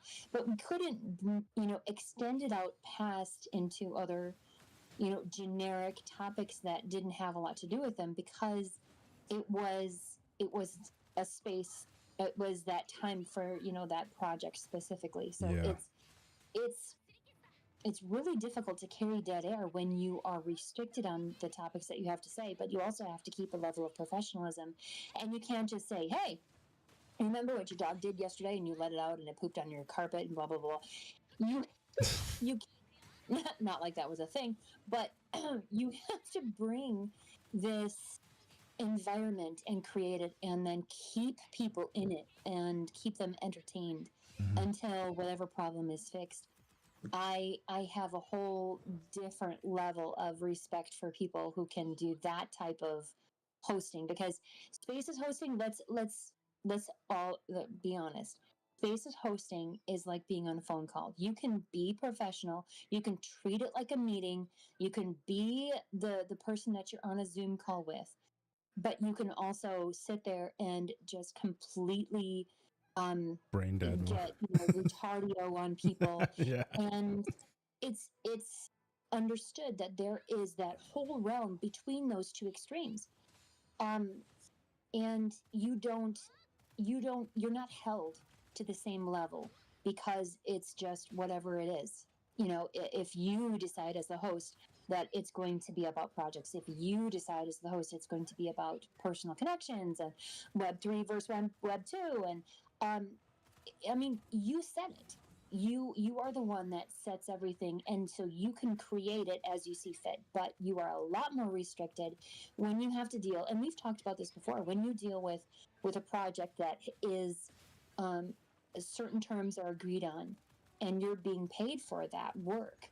I don't know. Maybe it's because I hold myself to that standard, and you hold yourself to that standard, to deliver a satisfactory experience, not just for the project itself, but for viewers, because we feel responsible to our connection, like the community that we bring with, because that's why they hired you, is for the people that follow you, the people that interact with you, the people that are interested, the ones that you can bring in. Yeah. And I know that the longer that I go, the more grateful I am to the people that have continued on with me, the ones that see what I'm kind of interested in, what I post about, and do still have those interactions where it causes a conversation, because I can't have a conversation without them. I can't do it on my own. Well, I'm glad you took a chance on pulling me up on stage that day, because I don't think you heard me since like from that day before, like prior to that day. So you really rolled the dice on that one. I could have been a weirdo, like. But at the same time, though, I knew a lot based off of your profile, based off your. So I knew you weren't going to be a creep, and I've met creeps. I mean, I've been creeped on in spaces. I think a lot of women have, just by being there. And if you don't have an annoying voice, okay, I'm sorry. If this is not me bashing anybody, but if you have an annoying voice, it's not that often that you get hit on. You might still get hit on, but I'm just saying, if you have an annoying voice, inflection, or just you don't get it as much. But if you have a voice that tends to give a certain vibe, then you're going to get a lot more creeps. Oh, creeps? Never. I never get any creeps. Nuh-uh. Zero. This guy is hilarious. He got so many women creeping on him. I've never heard that many. That's not. It was wild. Just the outright. I mean, wow. If they were physically in front of him, it would look like they were rubbing themselves all over him. It was to a depths. I was like, wow, these chicks need to lay off. I don't know what's in the water, but I think they need to have withdrawals right now. It was concerning because there was a couple, and I think that, I mean, I've had guys that it felt unsafe, like they were stalked me. Like one guy kind of commented on he tried to find the town that I lived in, and oh my God, there's girls who have threatened to they're gonna come by you, and they're gonna be your girlfriend. And I'm paraphrasing, seriously. I'm seriously paraphrasing, but there's been wild things said to you on spaces though too. But going back to guys like saying weird things, I had one guy say in spaces that I have no value because I don't share things that are my opinions are mid. I remember this guy. Yeah. I'm not sure if I knew you at that point. No, you told me the story of this. Yeah. And that everything about me was mid. My looks were mid. My PFP was mid. And everything. The only thing that I had going for me was my voice. And that was the only reason why he consistently showed up week after week after week, was my voice. And I was like, you are some level of sick, bro. Like, why are you even here? And why would you say that? Like that doesn't bring the What's Yeah, that? What did he and say to you? well, I didn't hear you. What did you say? Did he DM it to you or did he say No, that? He said on he said it. stage. No. Yes. Yeah, What an animal. Oh it wow. was wild. And at the time, I was co-hosting with a friend, and it was seriously just a friend space.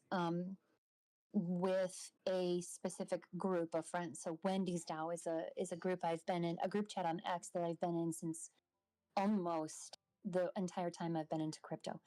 And um, so I hosted a space, and then a friend would join me. He lives in the UK. This was like our phone call, and any of the Wendy's people could come up and just join in. And it was always really super small, but he would always pop in, and he was never in Wendy's, but he would always pop in and just sit in the audience. We had a couple of people that would do the same, and most of the time it was because of our banter back and forth, me and my friend, that people commented that we needed a podcast, or we needed some type of show, um because we would just I would make fun of him for being a giraffe, and he would tell me that my accent was just god awful. um What? and and I don't remember where I was going. I just got distracted by the thought of him being a giraffe again. Um, but yeah, it was just a really chill space. But then for him to come up there and like share this, there was a point to it. Like there was a topic, and I think somebody was going at him because they were questioning what he gives to the space, because he was coming at something like, oh, this person is this person is that. And then I said, honestly, you just need to calm down. Or what do you think about me? If that's your opinion about this person who did you no wrong, what is your opinion about me? And I did not expect this level, because he didn't interact with me. He never did anything. He just showed up in spaces that I hosted, or that I was the speaker on, all the time, like very consistently. And then he goes out with this, and I seriously debated whether or not I should block him at that point. And I was still so new to like standing up for myself, that um I couldn't bring myself to block him. I was like literally afraid to block him. And my friend from the UK, he said he had no problem blocking. He kicked him from the space. He did. It was so good. Someone needs to teach that man how to simp properly.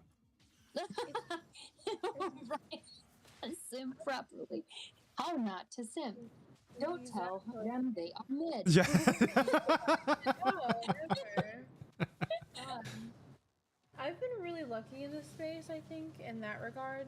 Not lucky, because I don't really actually believe in luck. That's the wrong word to use. But like, I don't know what it is, but I actually don't get a lot of creepers. Like, I don't like some girls. They open their DMs and I see they make posts about like so and so. Like, I've gotten a couple like D pics or whatever, but like I actually don't. Yeah. But like that, those are in the messages that I don't check, and I'm just like, okay, whatever. But that those are very few and far in between. But like, I actually don't really get a lot of people who I don't. I don't know if it's like because people are afraid to express their opinion of me to me.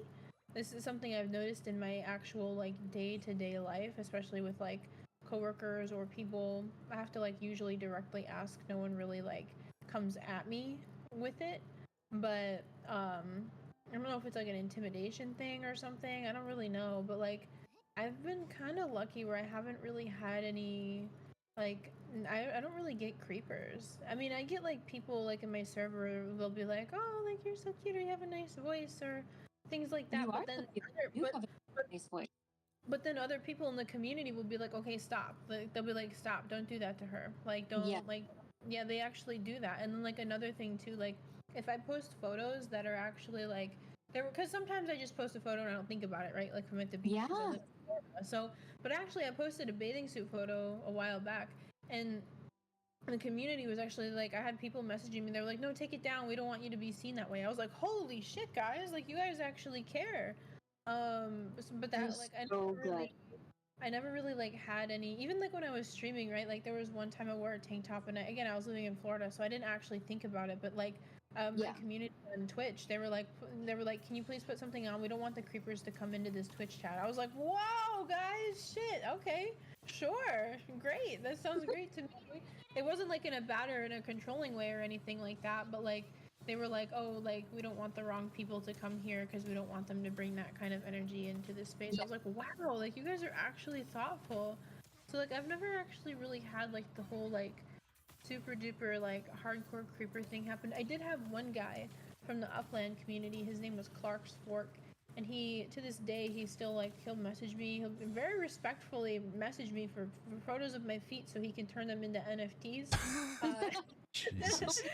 And very, I should show you this message. It's the most respectful like image. It's the most respectful way to like actually ask. But there was one time he said something like, it's like the unspoken thing as like the community manager. If anyone, like especially at Upland, if anyone ever mentioned anything sexual about me, the community would just immediately shut them down, and they'd be like, you're gonna get muted, bro. You can't say that about her. Like you can't say those types of things. It's That's disrespectful. so good. Like, yeah, so I've been like really like protected by like the people in Yeah. Web3 and or But like in you the put game. energy out there. I think we talked about like that energy being so important, and what you put out really does make a difference. I mean, you're still going to get the people that want to like take advantage and put themselves first, or whatever is attracting them to you doesn't necessarily have anything to do with you. Yeah. And like I keep thinking of these women that were so hot for ice.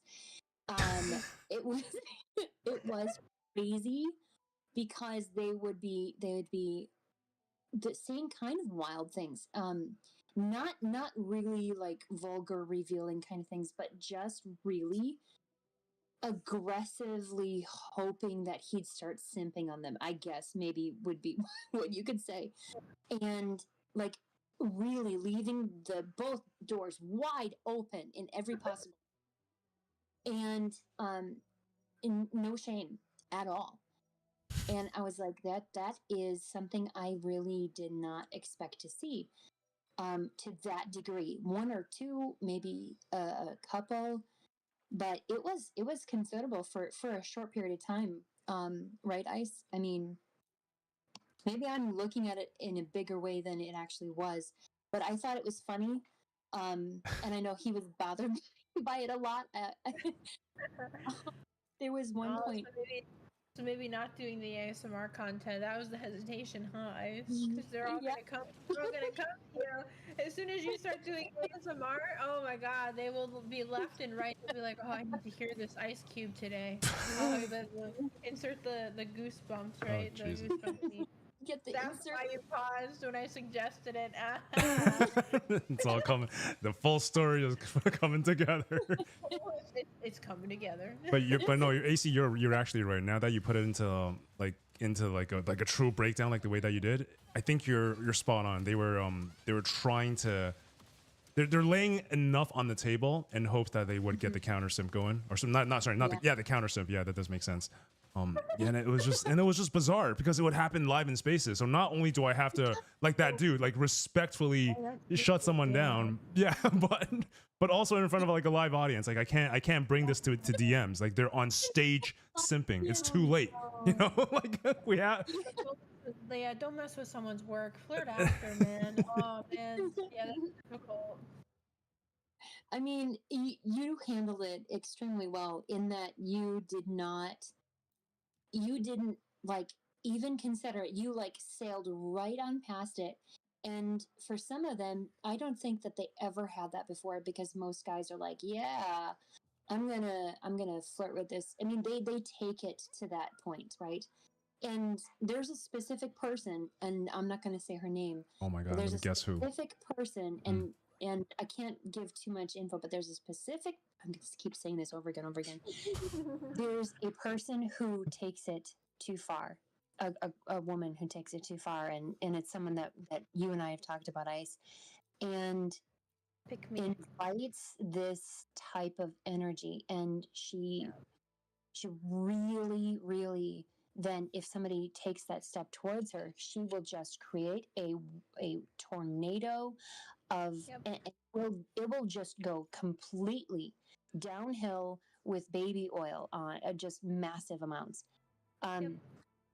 And there's there was no way that you even took like 1 inch. You did not open the door, you did not look at it, and that was the most professional way. And there were people that commented about it, even to me, like talking about it afterwards, like how professional you were and how much more approachable. Like you didn't full on, stop this. You did not even acknowledge it.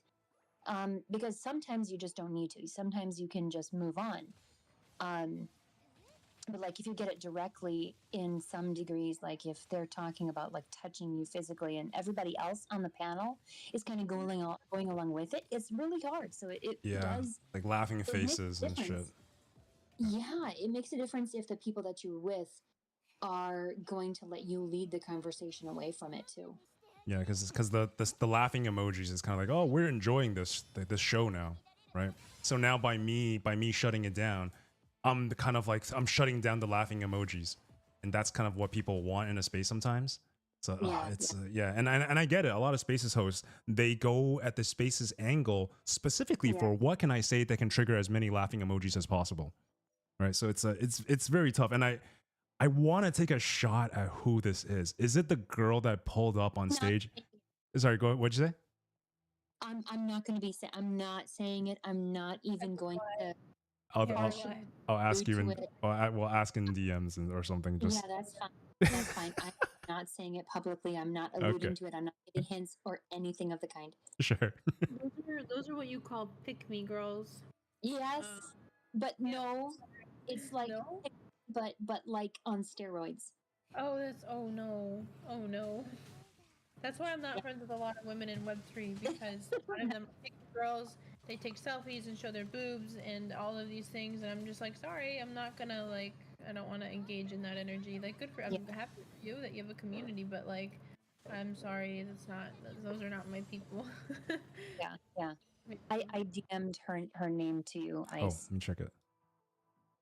Oh my god!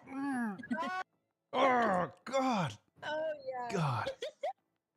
Oh god. Okay, so here's the thing. I 1000% agree with that, but the example I thought of was actually somebody totally different. Also in a very. There's more. Yeah.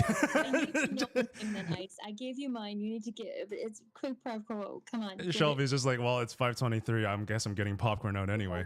We'll have to actually just like go over and move to my bed and like we'll just see what happens. But like, yeah, I've been rubbing the moisturizer into my. I keep like dipping my finger back in the jar. I've been like rubbing it in, and my face is so moist right now. This is great. I put it on my arm, and then I was like. You guys talk and I was like rubbing it into my hands and now I'm all soft and like, oh yeah. This conversation completely derailed. It did. Oh god. I love it. And honestly, okay, so I'm going to stay.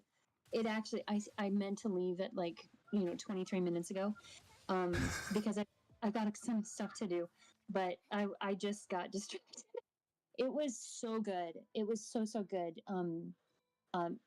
Just meeting you and talking to you, hearing your story, that really made an impression, and I hope to continue this relationship because you are such a fantastic person, honestly. She is. Shelby's dope. She's one of the coolest people in the. That's what I'm saying. Like, okay, I'm doing like a lot more spaces, so when I really find like 1 or 2 people that really impresses me, not even just on a panel, right? Just by the way they carry themselves outside of a stage. Honestly, like, and I'm saying this in third person. I'm talking to you, AC, but also talking about Shelby, so it's kind of weird. But honestly, Shelby is one of the coolest people, one of the smartest people, and most genuine and professional people I've met in spaces. So, yeah, I'm also a dude. Yeah. I'm just trying to exist. I'm just trying to exist and make good friends. I knew immediately I don't know if it's like a psychic or clairvoyant or intuitive thing. That's why I mentioned the Twitter thing. I just wanted to get your Twitter, AC, because I was like, I heard your voice, and then like something clicked inside of my like solar plexus chakra, and I was like, this is friend. And then I saw that your Twitter was on your and then It's in Gen I was Chat. like, I saw that you're this is crazy. This is like metaphysical. This is like next level stuff. And I saw it, and I was like, okay, I need to follow her on Twitter.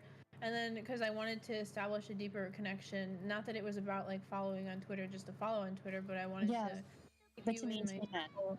Yeah, and I couldn't find it, so I was like, okay, I need to get her Twitter because I want to establish a circle. Because now we're gonna stay friends. Yeah, that's the psychological reasoning of why I was doing all of that to give it my psychoanalyzation of myself. I was like, I want to be her friend because it wasn't even a want. It was like my chakras were just like friend. Yeah, I'm so on that same wavelength. Like it feels the same frequency right now. Yeah. Okay.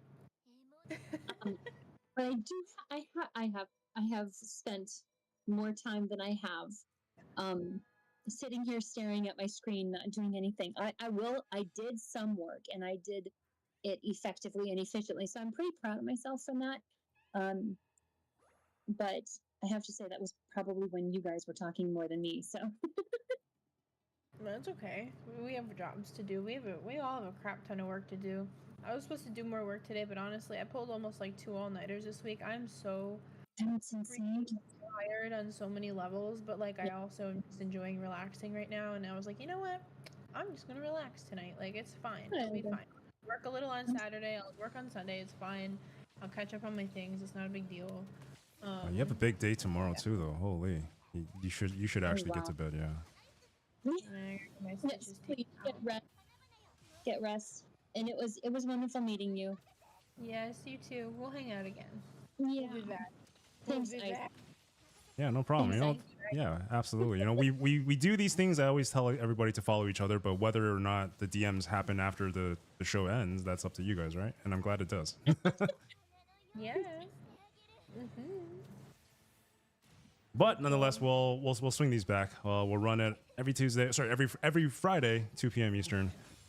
We can hang out outside of that as well. But either way, I'm glad you guys were able to meet today. I'm more than happy. We can hang out outside of these hours. Yep. Permission granted. I just want to say this one very random thing. Okay, the calf muscles. Yeah. Dude, yesterday morning I got the worst calf cramp in my entire life. Oh, and it shit. didn't stop. It didn't stop for like 3 whole minutes, and I was stuck. Okay, so I woke up and I do this thing where I stretch my like heels out. Yeah. But like my calf just like didn't go back to normal, and I was like incapacitated and frozen there, and I was like, for like 4 minutes. It was like the worst, and actually to this day it still hurts. Like, and it's only been a couple days, but like in the middle of my calf it still hurts really bad. Like I don't even know what happened. I eat bananas. Like I don't. Yeah, I was just gonna say it's a potassium deficiency, but yeah, but you need a certain amount of like magnesium and calcium to allow potassium to be absorbed in the body. So it's not just potassium. There's like a whole. I mean, paying attention to body health is like huge, and you have your own individual levels that you have to meet because of your unique needs. And I found that I am off on a lot of those as well. So like the norm amount for magnesium, potassium, I don't fit within those norms. So I have to have a little bit higher level of all of those. Yeah, I know for me, I know that the magnesium is a bit higher. And then 2, I'm like super athletic. And then 3, I just did like, I have no shame. I just did a crap ton of cosmetic surgery. So I'm out here in Thailand. I did like a crap ton because I could, and I was like, why not? Like I want to fix. I want to feel more confident about these things. Which is why my face is puffy right now. I lowered my. I'm just gonna be straight up. I lowered my hairline. I got a jaw. Like I did the Korean like V-line jaw thing.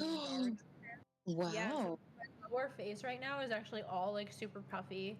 and my jaw is currently healing. It'll take like another couple weeks to go down, like the swelling, and then the actual results will be viewable in like a month or so. But today I was able to see like where the new tip of my chin will be. Like my face is actually like physically smaller than it was, and I actually look younger now. It's crazy. I'm not old. Like, I look younger, and like when I meet people, they're already like, "Oh, are you 22? Are you 21?" And I'm like, "No, I'm pushing 30."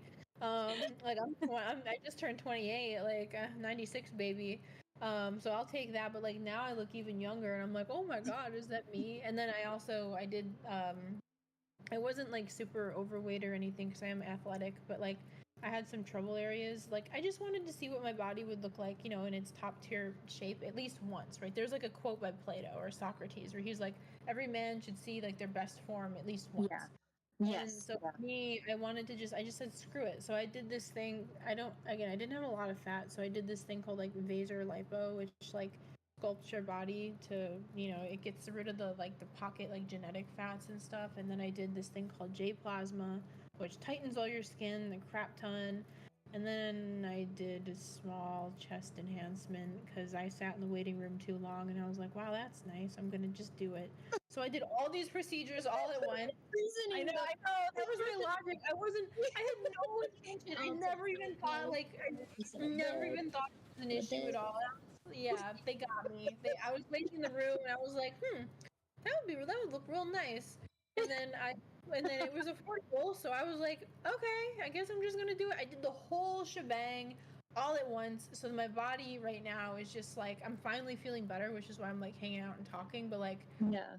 oh, 2 weeks ago was a different story. Actually, last Saturday, I had the jaw surgery, so it hasn't even been a full week yet, and it's already getting better. Oh, good.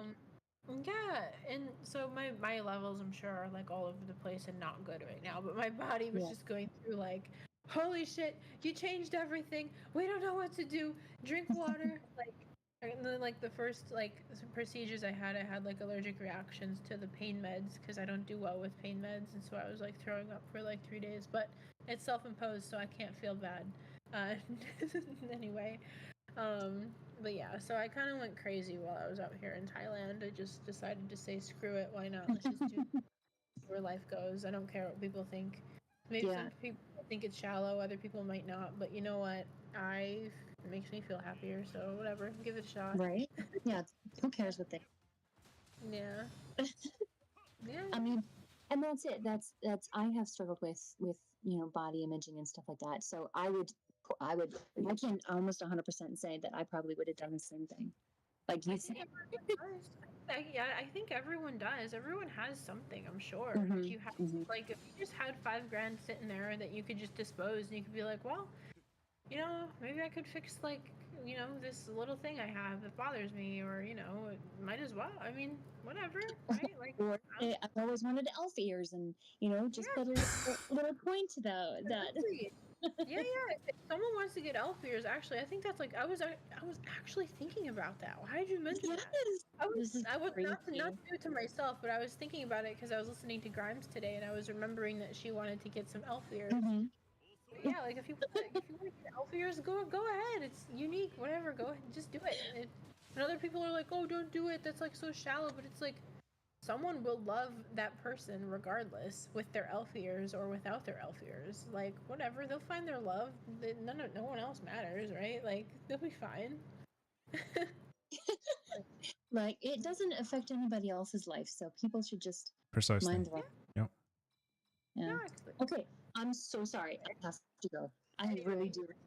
Like 7 p.m. now. Yeah, about those elf ears. Yeah, right. Okay, I will. I mean, like I'm assuming that we're going to do this again, but it was a fantastic time. Thanks for inviting me again. I do have my noties on for this. I have signed it perpetually. Yes. So make sure that I get notified, so you don't have to specifically invite me all the time. I will. Thank you. And yeah, so you get some sleep at least. Oh, I will. I'm sleeping in so hard tomorrow. I'm gonna sleep as hard as I possibly can. Like like I can't think of the name of the scale that you use to to judge the hardness of stones and precious gems, but yeah, like diamond level. I'm just gonna be. I'm gonna be diamond handing my sleep. Not... Diamond handing. Yeah, yeah. All right, ladies. Yeah. Shelby, go hodl your REM sleep. AC, I know you gotta go do your thing. We'll talk again soon. Yeah, talk soon. All right, good night, All guys. right. Good night, night. Thanks for dropping in, ladies. Thank you so much. Take care. Yeah. Bye. And then there was one. Oh, never mind. Okay, goodbye. Still here. Let me actually bump the volume up. Oh no, I can't bump the volume up when I'm in here. That is a massive shaking face emoji. Hold on, fix that. Oh my god. And just disable it? Let me just disable it. Okay, cool. I'm just gonna finish this run and I'm gonna head out as well. Man, that was I honestly I really enjoyed that. That was like kind of like the whole podcast stream that I had envisioned in my mind. One second. Just get the soundtrack back again. I had this playing for like 2 hours, which I really enjoyed. Yes. Also, thank you for changing the stream title, Ocean. I realized I changed the category, but I completely forgot to update the title. So thank you.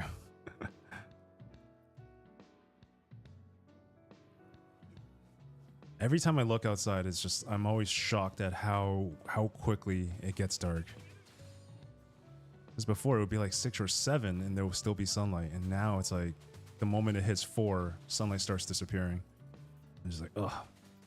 But thankfully, I actually preemptively took my doggo out in preparation for this, so all is set.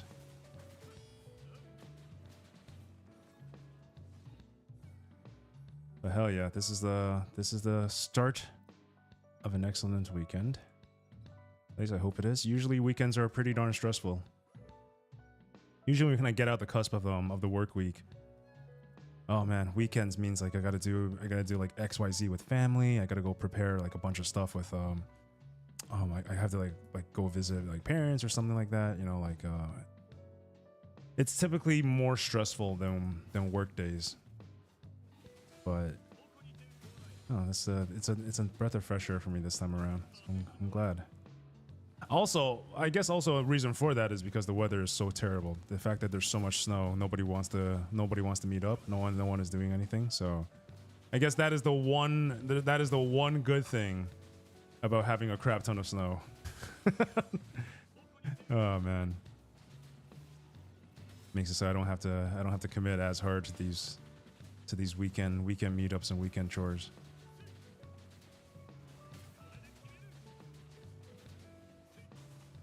But that being said, I do have to go shovel the driveway again after this is all over.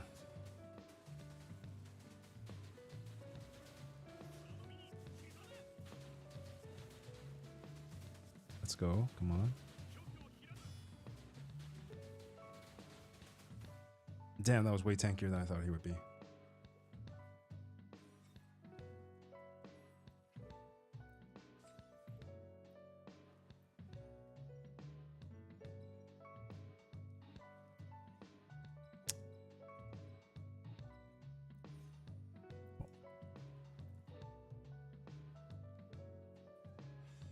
I think maxing this out is actually going to take a long time. I thought it would be something that you can do in one sitting, but no, this has been something that's it's been going on for a couple of weeks, and I've just passed the halfway point. Wait, what are these screenshots? Yelling about starting foot wars never helped anyone but except Creep, but the Creep had nice glasses. What?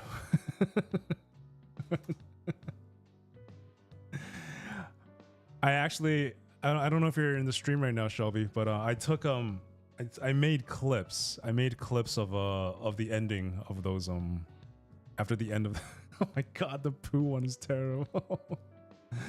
Oh Jesus. Yo, what's going on? Put it back. How you doing, man? What's up? Nah, not too much. Not too much. The ladies just head out. AC had to go back to work, and Shelby had to go to bed.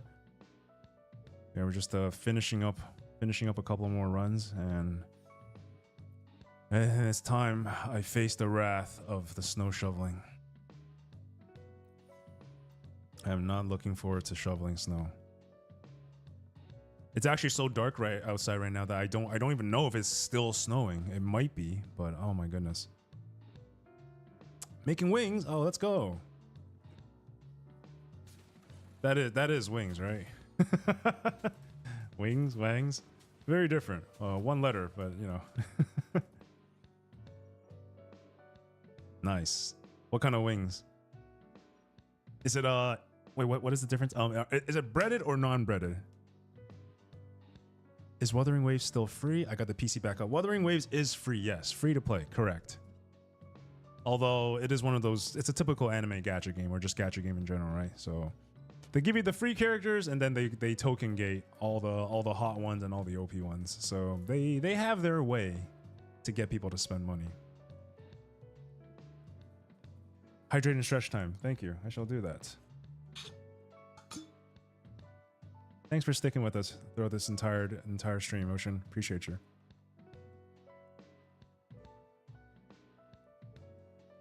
And just check my OBS. We're 3 hours, 40 minutes in. Holy. No worry, I'm gonna end it soon, so you can get some rest as well, Ocean. I really do appreciate you for being here and watching over everything. But I know that as long as some of us are out here streaming, even though you refuse it, even though you need it, you refuse to sleep. So I'm gonna do us all a favor. Those who need rest shall get rest. But back to that thing that you were saying, Ocean. Yeah, honestly, after listening to Shelby's story, holy crap, man! There's a lot of truth in her story, you know, and I'm not saying like I resonate with that kind of guy at all. But what I think is the whole being negative bit. I do understand what she's saying, and I do have the tendency to slip into that negativity. So I don't want to be a person like that, even if it's by accident, right? I don't want to be like that.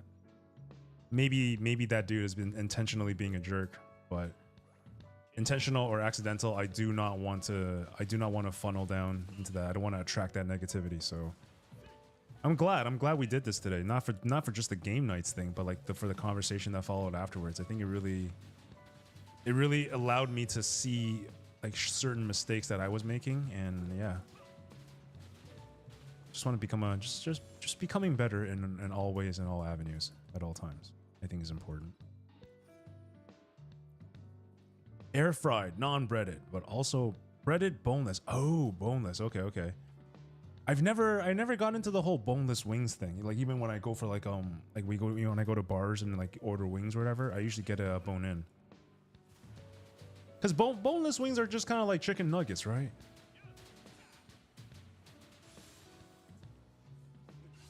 I don't know if it's the handling of the wings that makes it fun, or if it's like actually a flavor difference. Maybe a little bit of both. I had a lot of chicken. Let's go. Hold on a second. Shelby just dropped another screenshot. You see this one?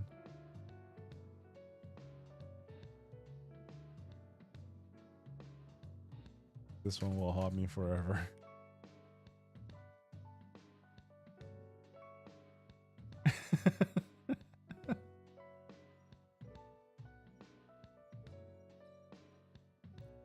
Oh, that's a bad roll.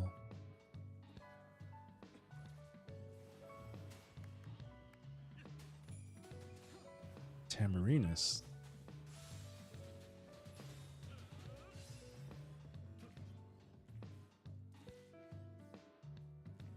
Oh crap, wrong way.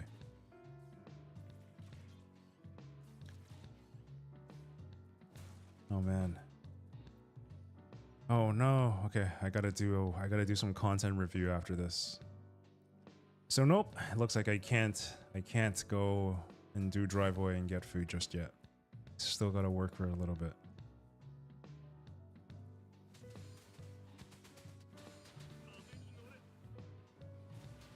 No sleep. I still have 2 other streams to mod for. Oh my goodness. An 8 stream in total. How do you manage that? That's insane, Ocean. How do you do that? Are they like in our time zone at least? Because if you're modding for like streams that are like in Asia and North America, that basically means 0 sleep, right? For now, 8. Oh my goodness.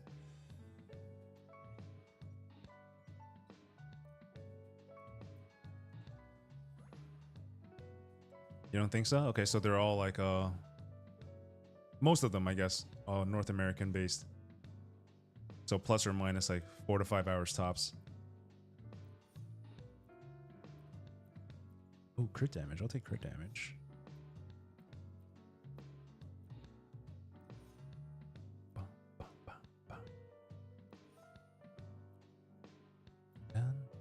Dun, dun, bum, bum, bum, bum, bum, bum, bum.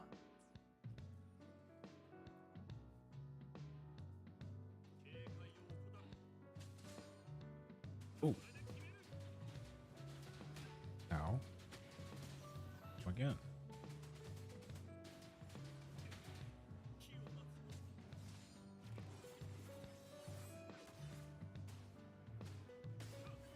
Damn, I think there's no damage.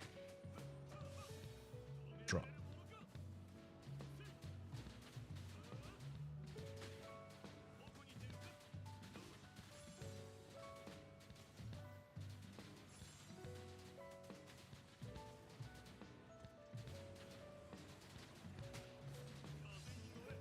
Oh, man. Oh.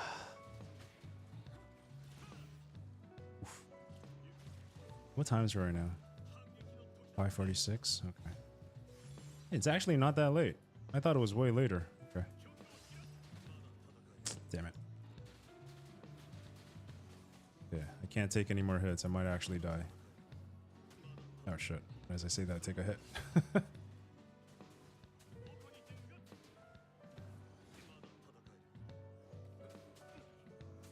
Oh my god. Okay, gotta dodge. Nope, GG. Sag. All right. Looks like half defense is a little bit too much for me.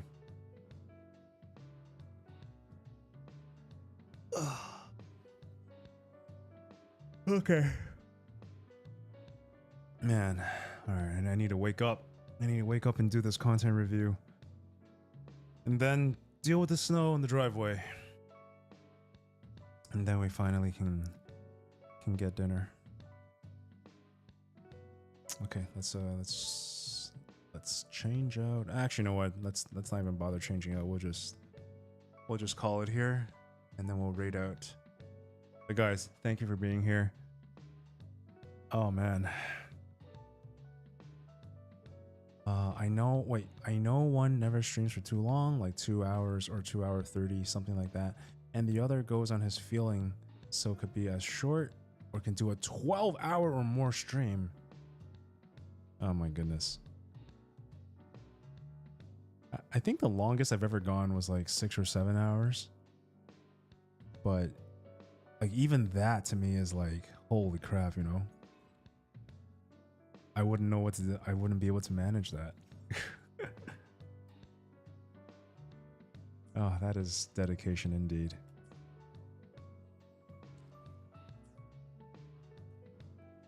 But yeah, that's actually, we're gonna go ahead. Whoops, that was the wrong button. Yeah. All right. But you know, if I pass out, it's okay. They got other mods. Yeah, honestly, let them do their work. Ocean, if you need to sleep, prioritize yourself, please. You're always prioritizing other people. So you gotta take care of yourself too. But alrighty, let's call it here, guys. Let me just do a quick refresh on my friends list. I think Wolfies is online, so let's just go ahead and raid out to Wolfies.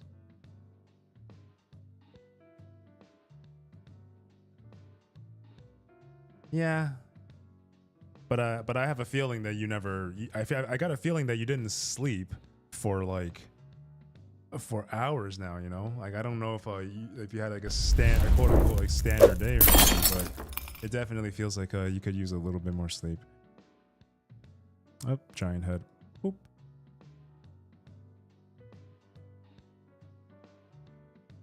You somewhat did? Okay, that's good. That's good.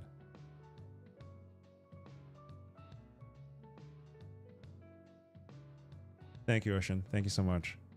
All right, guys.